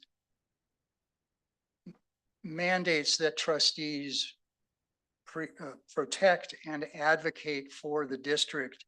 And unfortunately, we have a member of our governing board who is advocating for the separation and the elimination of part of our district. Another policy makes it, and that of course is a member of the board from the Woodland area. Another policy, which is equally important, provides that trustees should work for the benefit of the entire district and not just for that of the facility located nearest to one's place of residence. So Senate Bill 226 was created, as it was described, to create a new opportunity or vehicle for transfer of territories between community college districts. The specifics, as were read earlier of this legislation, makes it clear that it would only apply to Woodland Community College, which our campus is part of, and the Los Rios Community College District. As written, no other community colleges would be able to avail themselves of this. It authorizes, in addition to the existing procedures in state law, it authorizes the California Community College Board of Governors, which is a statewide board appointed by the governor, elected by no one, to override the wishes of local affected community college district trustees regarding the transfer of territories. I want to step back for a minute. The Yuba Community College District was created as a single college district in the mid-1970s when there was a process of creating community college districts to sort of fill in the largely rural areas between community colleges that had been created in the urban areas of the state, to sort of complete the process of creating the whole community college system.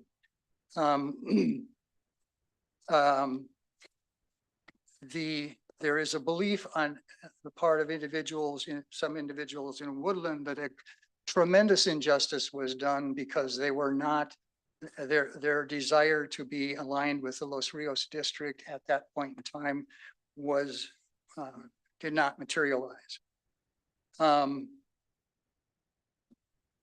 benefits that advocates from Woodland suggest are basically conveniences to some students in the Woodland area for things like dual enrollment, matriculation agreements with four-year institutions and things of that nature. The estimated one-time cost to our district from our fiscal officer is somewhere in the neighborhood of $4.5 to $5 million one time, and then additional yearly costs thereafter. The Los Rios Community College has estimated the initial one-time cost to be in the neighborhood of $20 million to accomplish this, this transfer, as well as ongoing costs. Now, many of you may be very aware of this, but some of you may not be. There are 73 community college districts, I believe, in the state of California. There are, I'm going to say 113 or 116 community colleges in the state of California, which means that some districts are multiple college districts and some districts are single college districts, okay? So from 1974 roughly until 2007, Yuba Community College District was a single college district, and it was called Yuba College. In 2007, after extensive development and improvement and in the offerings and the facilities in Woodland, the Woodland campus was accredited as its own community college. So we are now a two college district. Okay. So that's just some background. I was part as a faculty member in 2015 when our campus was realigned from Yuba College to Woodland Community College. That is a much, much simpler process than what is being proposed by this legislation. And it was expensive. It took years to complete. It was very confusing. It just detracted time and effort and other resources from the process of providing the best possible educational and vocational offerings that we could to the students and to this community. So what is being proposed here is an enormously more costly, more complex, more distracting realignment between two separate community college districts. Philosophically, this allows the non-elected board of governors of the community college system to disregard the decisions of local districts in terms of realigning territory. And I think that is just plain wrong. I think that totally goes against the whole idea of what a community college is. So tremendous cost will be incurred, loss of a redirection of time and energy that will undoubtedly detract from what we need to offer the best possible educational and vocational programs to our students. Just May 8th, just last week, this matter came before our Board of Trustees, and the meeting was held in Woodland so that Woodland people would have the greatest convenience in terms of letting making their feelings known. The result of that meeting was that our board voted 6-1 to oppose Senate Bill 226 and directed the chancellor to seek consultation for the development and offering of amendments to that legislation. There's Watch a out there. it's talking about,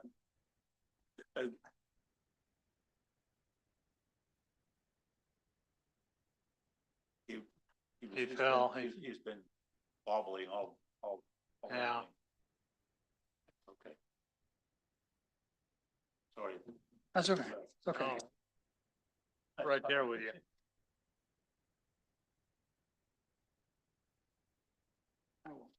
Thank you, Mr. Harris. Sorry to interrupt you. Or you. It's okay. I will, our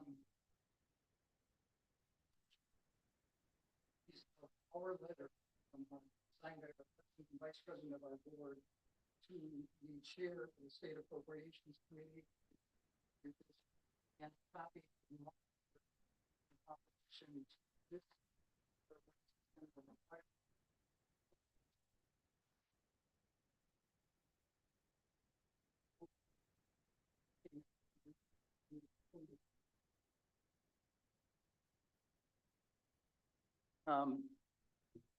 So I listened carefully to what people from Woodland had to say. And what they didn't say was at least as instructive as what they did say.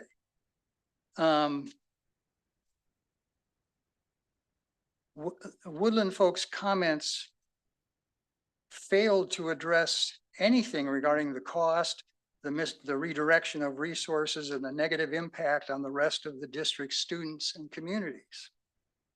Their comments failed to indicate there is any interest by the Los Rios district. Seems a rather odd omission. They gave at least 3 versions of what territory would be transferred. One commenter said the main Woodland campus. One commenter said the Yolo County territory of the Woodland Community College service area. And another commenter said Woodland Community College would be transferred.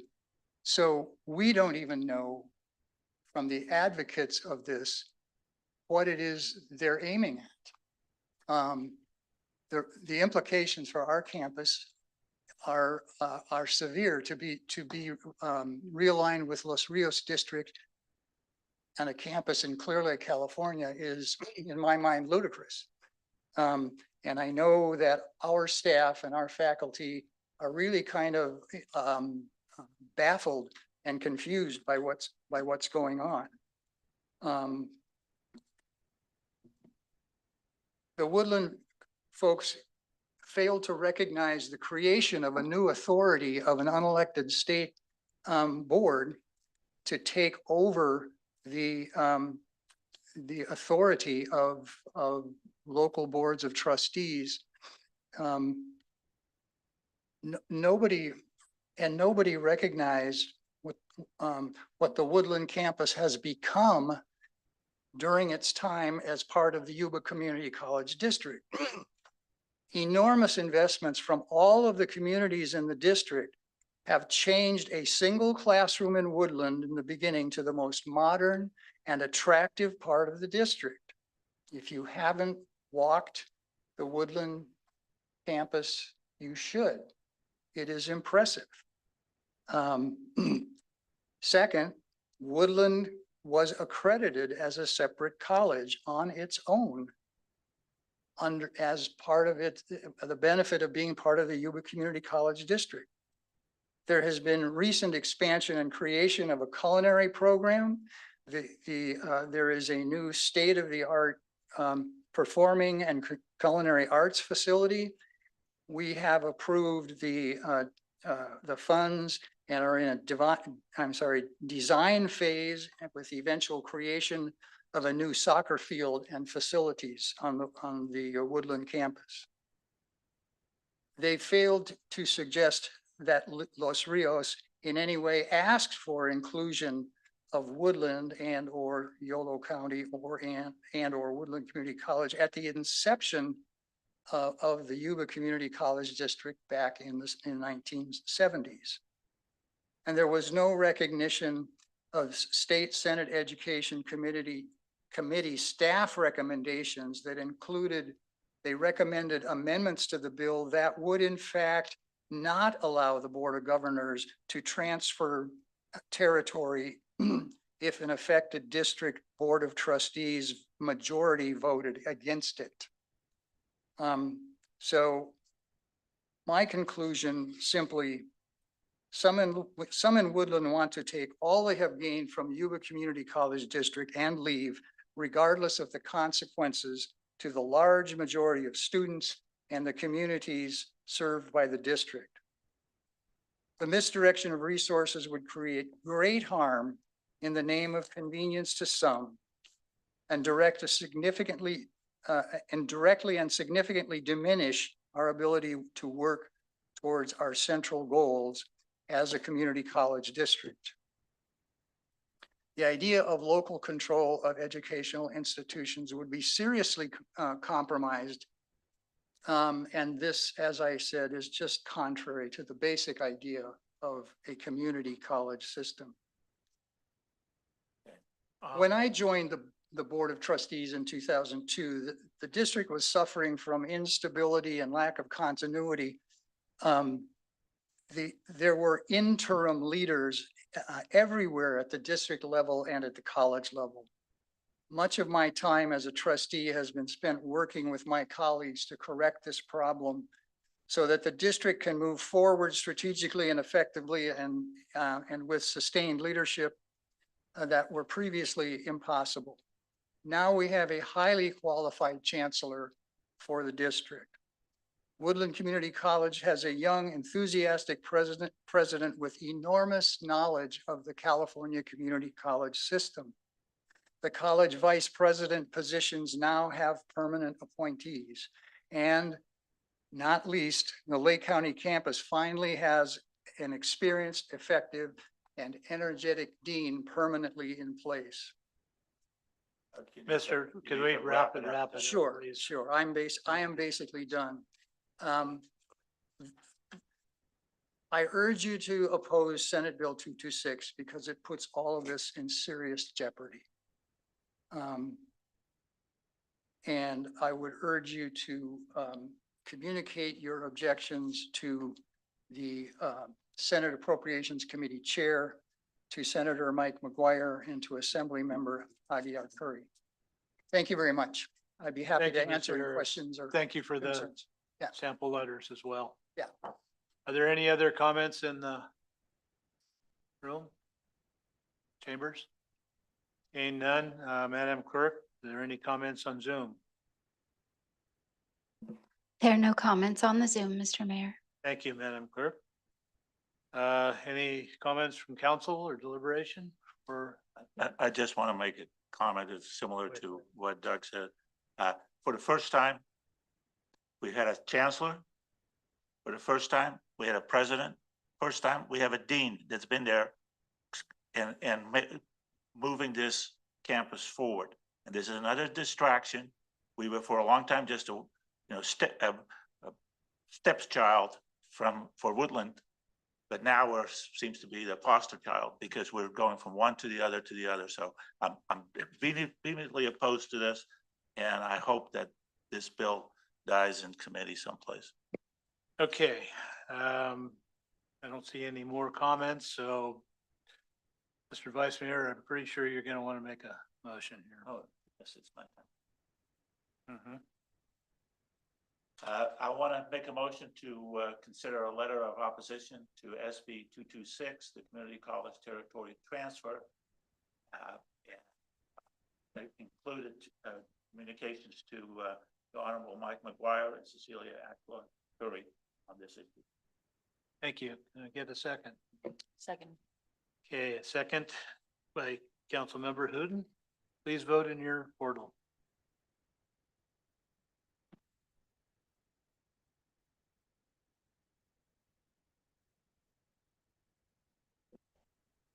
Now. You, Doug. Madam Clerk? We are waiting. Oh, excuse me. I was waiting for Councilmember Wilson to vote. Been a long day. All right, so the vote is 4 with 1 absent, so motion passes. Thank you. I'm gonna ask for I'm gonna call a 5-minute recess.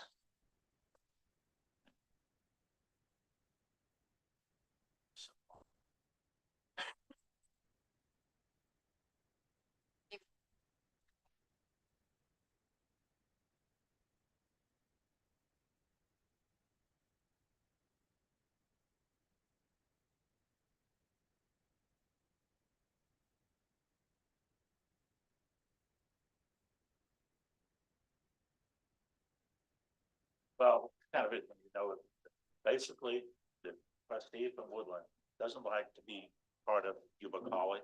Wants Woodland College to be associated with Lutz Reed, because it's more, Prestigious. plus more prestigious. It's more. But the problem is, it affects us here because we don't know where we're going. Again, another distraction for the college here. For the first time, we had a chancellor now for a while. First time we had a president for a while. We have hired a dean that came on 6 months ago. Finally, there's some stability. And this just, you know, I've talked to staff over there and I don't know what's going on. You know, it's another freaking distraction that doesn't need to be.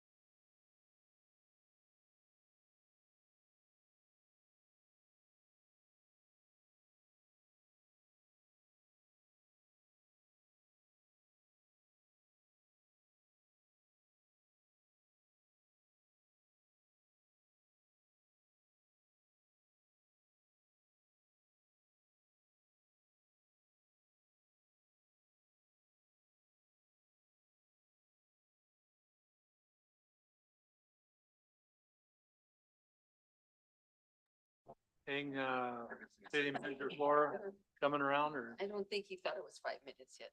No. Yeah. Did I say 5 minutes or a few minutes? I thought you said 5.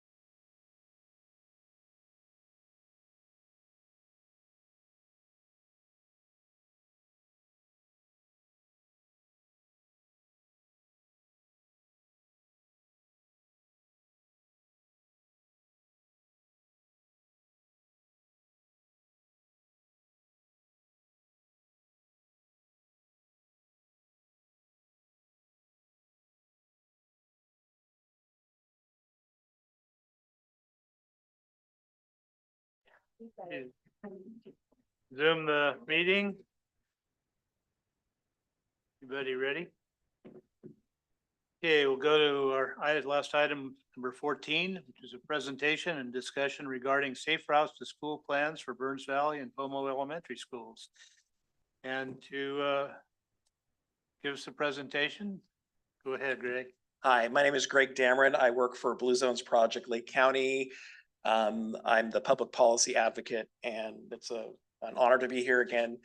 Just a few years ago, I finished my MPA, and we knew as grad students there that long presentations at the end of a long evening is where souls go to die. So this is the content in this is really for you individually, if you so choose to dig into, and you can connect with me. I can come and have coffee with you, or whatever, and dig into the schematics if you want to nerd out on that. We're not going to do that tonight. So we have lives to live beyond this.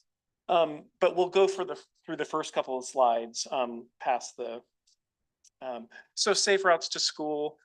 Blue Zones Project is it's a company. We are working nationally, and we've been working for over a decade. One of our flagship policy arenas, really, it's the signature one, is built environment enhancements. Where your zip code is, where you live, we call it the life radius. That determines your health in general, statistics, and your longevity. And part of that has to do with walkability, bikeability, what we call natural movement, non-mechanized modes of transport.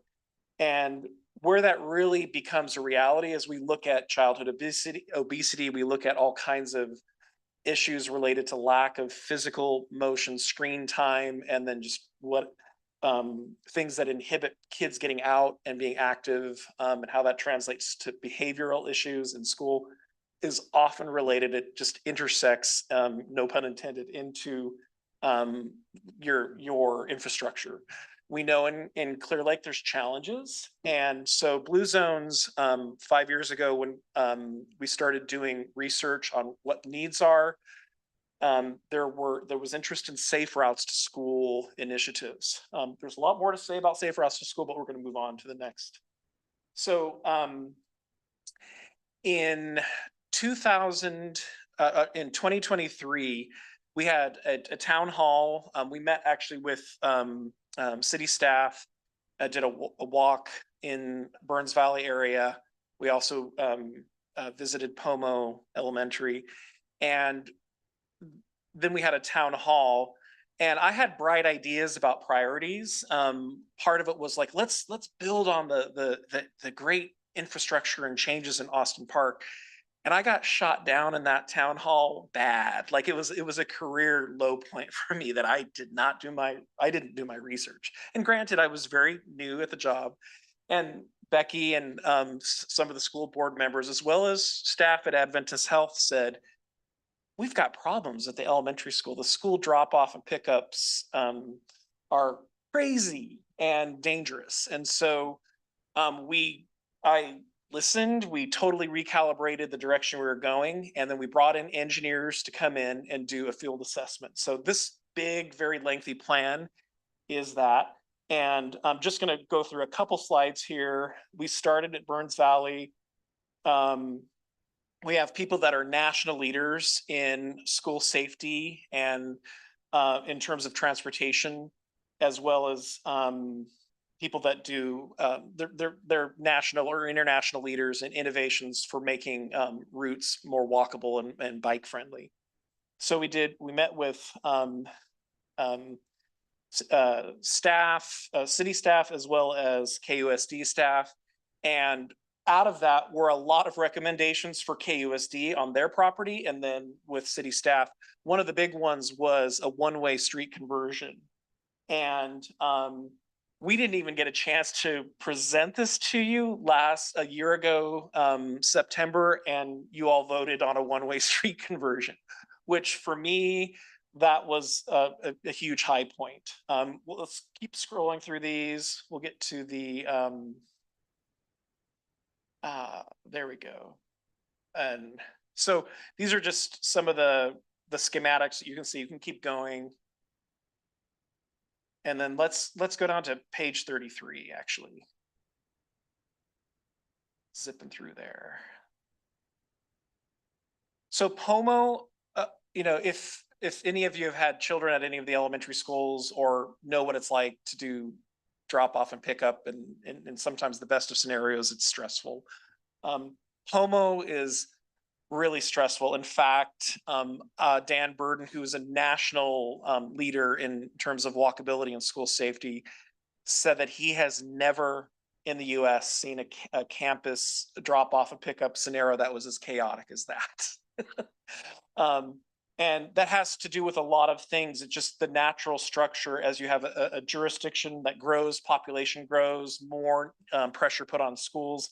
The infrastructure from decades ago, suddenly there's a mismatch. And that's kind of the story of Lake County in some ways with infrastructure. So we can scroll through a couple of these slides. But in terms of, let's go back to key findings. So part of, and actually one back, thank you. So you can, there's the seam in the screens. The majority of drivers arrive at the school traveling along Acacia Street. Many drivers leave Acacia Street, but a steady stream of drivers also were observed leaving via Sonoma and around Boxwood Street. And then the campus U-shaped drive is used as a student staging area for school buses. And then at the bottom, so there's recommendations for the school, the elementary school, some changes, even student gathering and loading prep changes that's on the school district to change. But then one of the key ones is how can we bring some of that relief that comes from a one-way street conversion of Acacia like we got with Pine Street. And so that was one of the big outcomes. If we could go back up to the top of the presentation, it's the walking school bus slides. And I think that's like pretty close. You know what? I think it's on. It might be, maybe it's at the bottom. I'm sorry. I was just previewing, and I think we have a larger draft. I'll tell you when to pause. Keep going. This part is worth it. It's the fun part.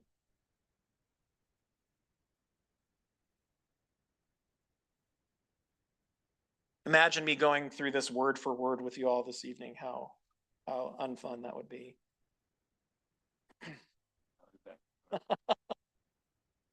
Looks like we're looping back. Okay. There's Becky. I don't have the pictures on here. I don't know if those other ones, that other deck I sent, it might not be realistic to get there. I get to look at myself. So anyways, part of what Blue Zones does to bring community together, to bring community together to address opportunities is a program called a walking school bus. Now, a walking school bus can be an ongoing thing where parents or volunteers or school staff meet at a location a quarter of a mile away from a campus and walk together to create a safe and structured walking area that takes pick up and drop off pressure off of a campus, gives kids a chance to walk, be together, that kind of thing. But a walking school bus can also be a demonstration. So we broke a national record with Blue Zones that does these all over the country. And we had 400 something students gathered at Austin Park. We walked all together to Pomo Elementary. We had city staff organized. Yeah, you can just scroll through this as I share. We had leaders from you all. We had Bruno there, other policy influencers, and we walked with also parents and other community volunteers up all the way and headed into there's your hair. You can see that you were there. And I love that shot because that just shows you the volume of kids that were walking up there. And then we made our way to Pomo. And then that's a learning opportunity for students and parents. As we were there, people were standing on their porches cheering and saying, yes, like we need sidewalks, et cetera, et cetera. So it was a record-breaking event. And as I conclude this, exciting for me, I've said before here, standing here, that Clear Lake, of all the policy work that I do across Northern California, Clear Lake is my favorite jurisdiction to work with. Forward-thinking, innovative, leaning into accessible, available. I mean, there's no challenges in terms of working together and providing opportunities to collaborate on solutions. And, you know, I say that, you know, in Northern California, there's something that I call sort of the rural California self-sabotage thing, where it's like, oh, we don't have the capacity. That's all often true. We don't have the money right now, and we don't want to talk about it. That's not the case here. And I really appreciate this group of people for never ghosting us. And also just the attentiveness to community it's an exhilaration and a rush. So I hope that you get a chance, if you want to dig into it, if you give me a call or an email, we can do a Zoom, or I can show up and have coffee, dig into the detail of some of those amenities. This is a revolution that's taking off across Lake County. We did a similar plan for Lower Lake Elementary and High School that's going to go live soon in terms of recommendations. And hopefully get a Caltrans grant this summer. We'll see, we'll find out, which will expand on this. So your jurisdiction has created a movement for Lake County in this, and we have school districts begging for additional work like that. So thank you for being the leaders. If you have any questions for me, feel free to ask. Thank you, Greg. Any questions for Greg? Thank you. Okay. Okay. Thank you. Oh, awesome. Okay, are there any comments in the audience? Yeah, if you want to talk. Come on up, Dr. Salato. Huh? Good evening, Mr. Mayor, council members. Becky Salato, I'm the superintendent from Canuckdi. I just wanted to take a couple minutes first to talk a little bit more about what Greg talked about. It's been an amazing journey together, I think, with the city and the school district, all in support of our students. The day that we walked to Pomo, it was life-changing for a lot of reasons. And one of it was we never thought we would get that solid commitment from parents, from teachers, from school staff, from the city. I believe, Vice Mayor, you were mayor at the time and you were there representing that. There were other city council members there. Our city manager was there. Our chief of police was there. Bruno was there representing the county. And it was amazing. And from there, we just kept moving and things happened. So what I really wanted to speak to was, I talked to colleagues, other superintendents across the state of California, and they're like, wow, how did you make that happen? And I simply say, I didn't do anything. I have a city council, a city that believes in the safety of our students. And they looked at me and said, we all have that. And they're absolutely right. There isn't a jurisdiction anywhere that would stand up publicly and say, we don't believe in student safety, right? That would be crazy.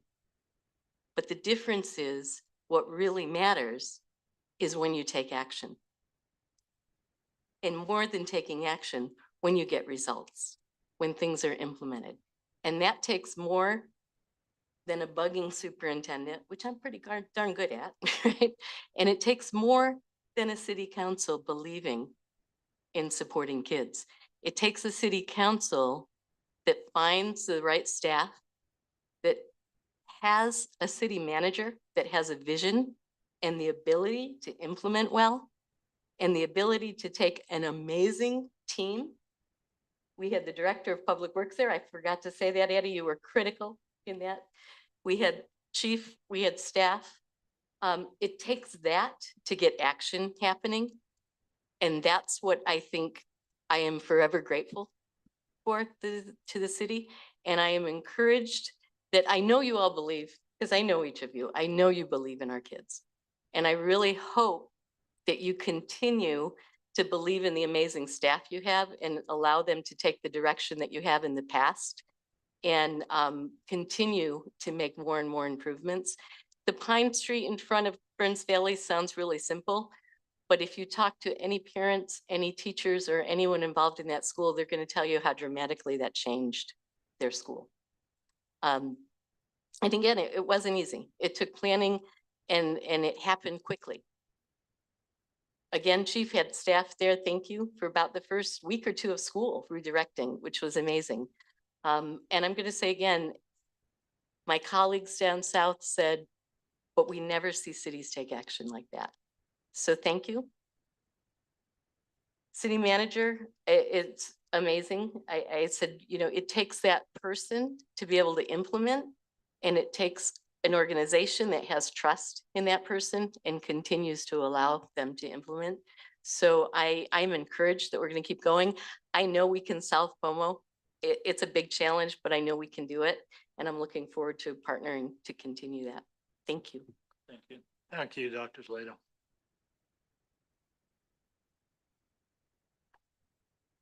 Supervisor Sabache.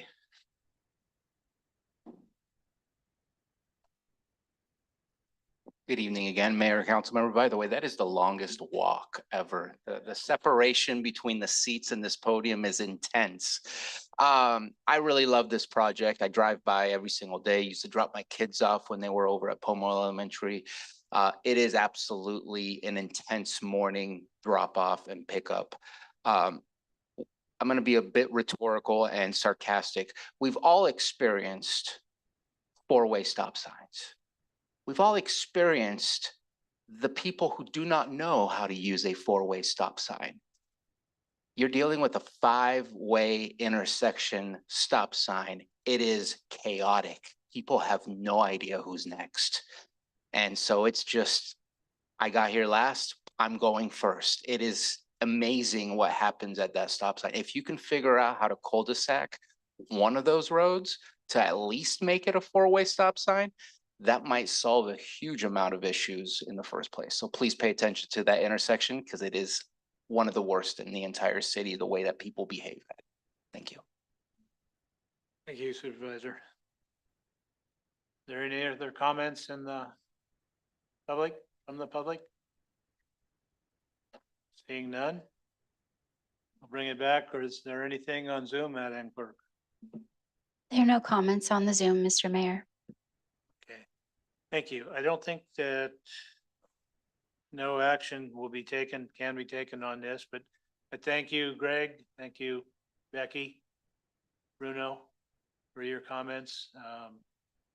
And hopefully we'll get something going with Pomo as well, because that was I agree, that five-way stop is horrible. We need to make it safer for our kids, so. Moving right along. You may. Yeah. Greg, I would like to meet with you and Jessica Hoon and Addie, maybe at a next public traffic safety meeting, committee meeting. That might be a good idea if we can get that together. Yeah. Okay, any other comments? Okay, again, thank you. We'll now move on to city manager and council member reports. Your manager, Laura? Yeah, Mr. Mayor, council members, a few items. You may have saw the governor's May budget revision came out yesterday. So if you haven't had a chance to look at any of the information that the League of Cities has put out, please do so. The governor also issued an executive order on homeless encampments and is putting additional requirements on local jurisdictions to adopt stricter ordinances around those. So that's something that'll be coming back to the council at some point here in the future. Boyles Fire cleanup was supposed to be done again, but is still not. Now they're saying the end of next week. We have 3 permits for rebuilding ready to issue as soon as we get clearance from the state. Staff is mostly spending time completing proposed budget for next fiscal year, which will be presented to the council the second meeting in June, but you'll be seeing it before that. Still waiting on the county to finish environmental review for the LG Sonic project. Unfortunately, those buoys, we currently have no time frame on when they will be installed. Blue Ribbon Committee for Clear Lake will be meeting here next week. If any of you are interested in attending that, it'll be on Wednesday afternoon.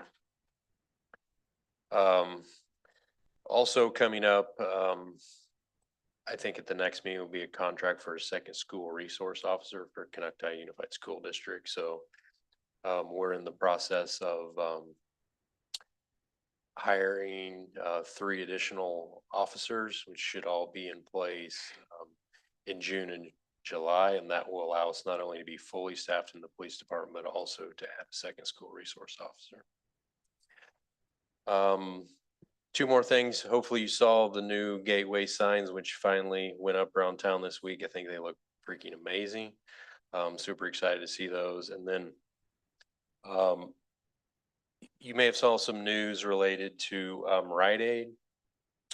A year and a half ago, they filed for bankruptcy. They came out of bankruptcy. They filed bankruptcy again a few weeks back. So they are planning to either sell or close all of their stores.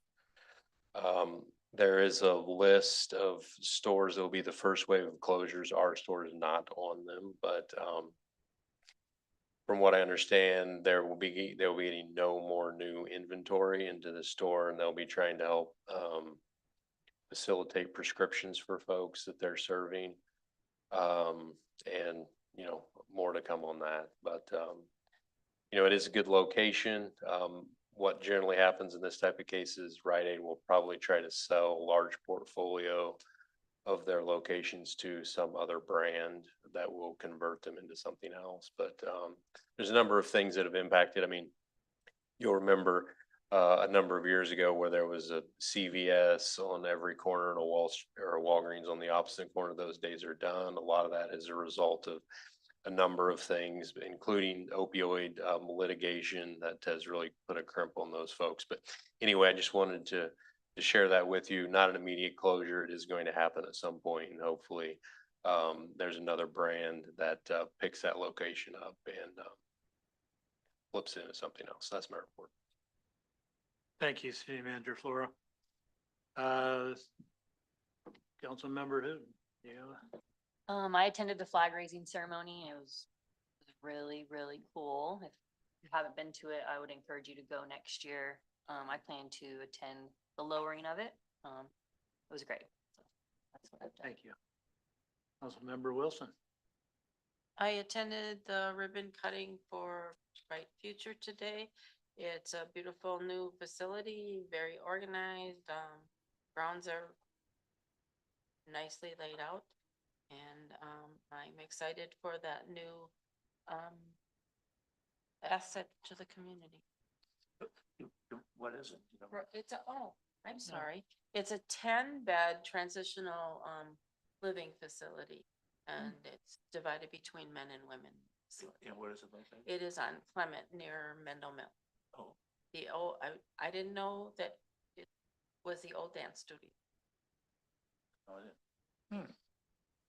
Or did I? Council Member Downey. Let's see, Sloan and I, we attended Recreations Committee meeting in Lakeport. There's a few cool things happening, with the county. They're gonna have 2 sports camps, one, hosted by Canocti in Lower Lake, another one hosted by, Lakeport District. It's gonna be open to ages 4 to 13. There's a cost to it. But it's something that is really cool. So we have students that will be able to do something in the summer. So, and then what else? That's all I have so far for that. I know there's other stuff that was discussed, but that was like the main thing that kind of popped out from that meeting. Anything you want to add to that? Yeah, I felt a little bit more. Were you done with? Oh, yeah, report? I included him. And Vice Mayor Flood? I went to the same a Lake County Recreation Agency meeting in Lakeport. I felt a little bit better about it because there was no words about road taxes yet. And we will have a strategic study session at the county building on the 30th of May. Hopefully we'll get some more clarity of what everybody can get behind. So that's a good thing. I also attended the APC meeting and Lakelings meeting. The Lakelings, they hired a different company to run the show there, Lake Transit. Lake Authority. Transit. There were like 5 or 6 different people that, or organizations that applied for that, and I think the choice that they made was for parking. Service, I Transportation think. service. Yep. And on the APC, they took a ride around North Shore on Highway 20 that's, I was unable to attend. So that's my report. Thank you, Vice Mayor. I also attended the APC LTA meeting. It started in the morning of the LTA, like as Vice Mayor said, they had, the executive committee had interviewed 5 different companies and they're making the change starting, what, a month from now? I think July 30 1st. days, July 1st, yeah. Excited about that. I think hopefully it's gonna reduce the costs. That's was the biggest item. They were what, like $1 million less annually, supervisor, or I think it was remember. significantly less. Substantially, yeah. So, Plus they raised the salary of most employees. yeah. And then I did take the road trip. We went up Highway 20 to stop in Clear Lake Oaks and then in Lucerne and Nice, talking about Caltrans's project, which will make substantial improvements, safety improvements, going through those towns where the speed limits, speed limit needs nothing in Lucerne or Nice, I don't think. But they'll be doing certain things that will hopefully slow people down and make it safer for pedestrians. That was a good thing. And we came back, that was, and had lunch, that was good, but, Just lunch, I guess. and later in the day, Supervisor Sabatier and I met with a representative, of RCD to talk about our fire safe council plans going forward. I think, she's gonna be very helpful to she's also the, acts as a Lake County Fire Safe Council Executive Director, if I recall. I think that was a good meeting and hopefully we'll get this Fire Safe Council going sooner rather than later. Today, I actually met I'm gonna have to, Clean Water Program Management Council had a meeting today at our chambers. It was a short meeting. Unfortunately, there wasn't a quorum, so they are going through some changes. There's executive director left the county, or left county employment, I should say. So they're in the process of looking for a replacement for that. And that's all I have. So,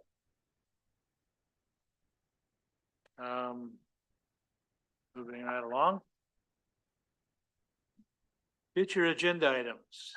Any council member wishes to get some consensus to place an item on a future agenda? We had at the previous APC meeting, a presentation from the Northern Rural Energy Network, which I would hope, and they will be glad to make a presentation to the council. Maybe we can schedule that. I have the contact information. And then also, I just want to make sure that when we approve the second reading of the fire maps, that we have a letter with that to go to the state fire marshal, I presume. And how would this impact these kind of rural communities? And that we need some stability and be able to really deal with some of the constraints that these maps will be on building new housing. Anyone else? Okay, seeing none, now we'll adjourn to closed session.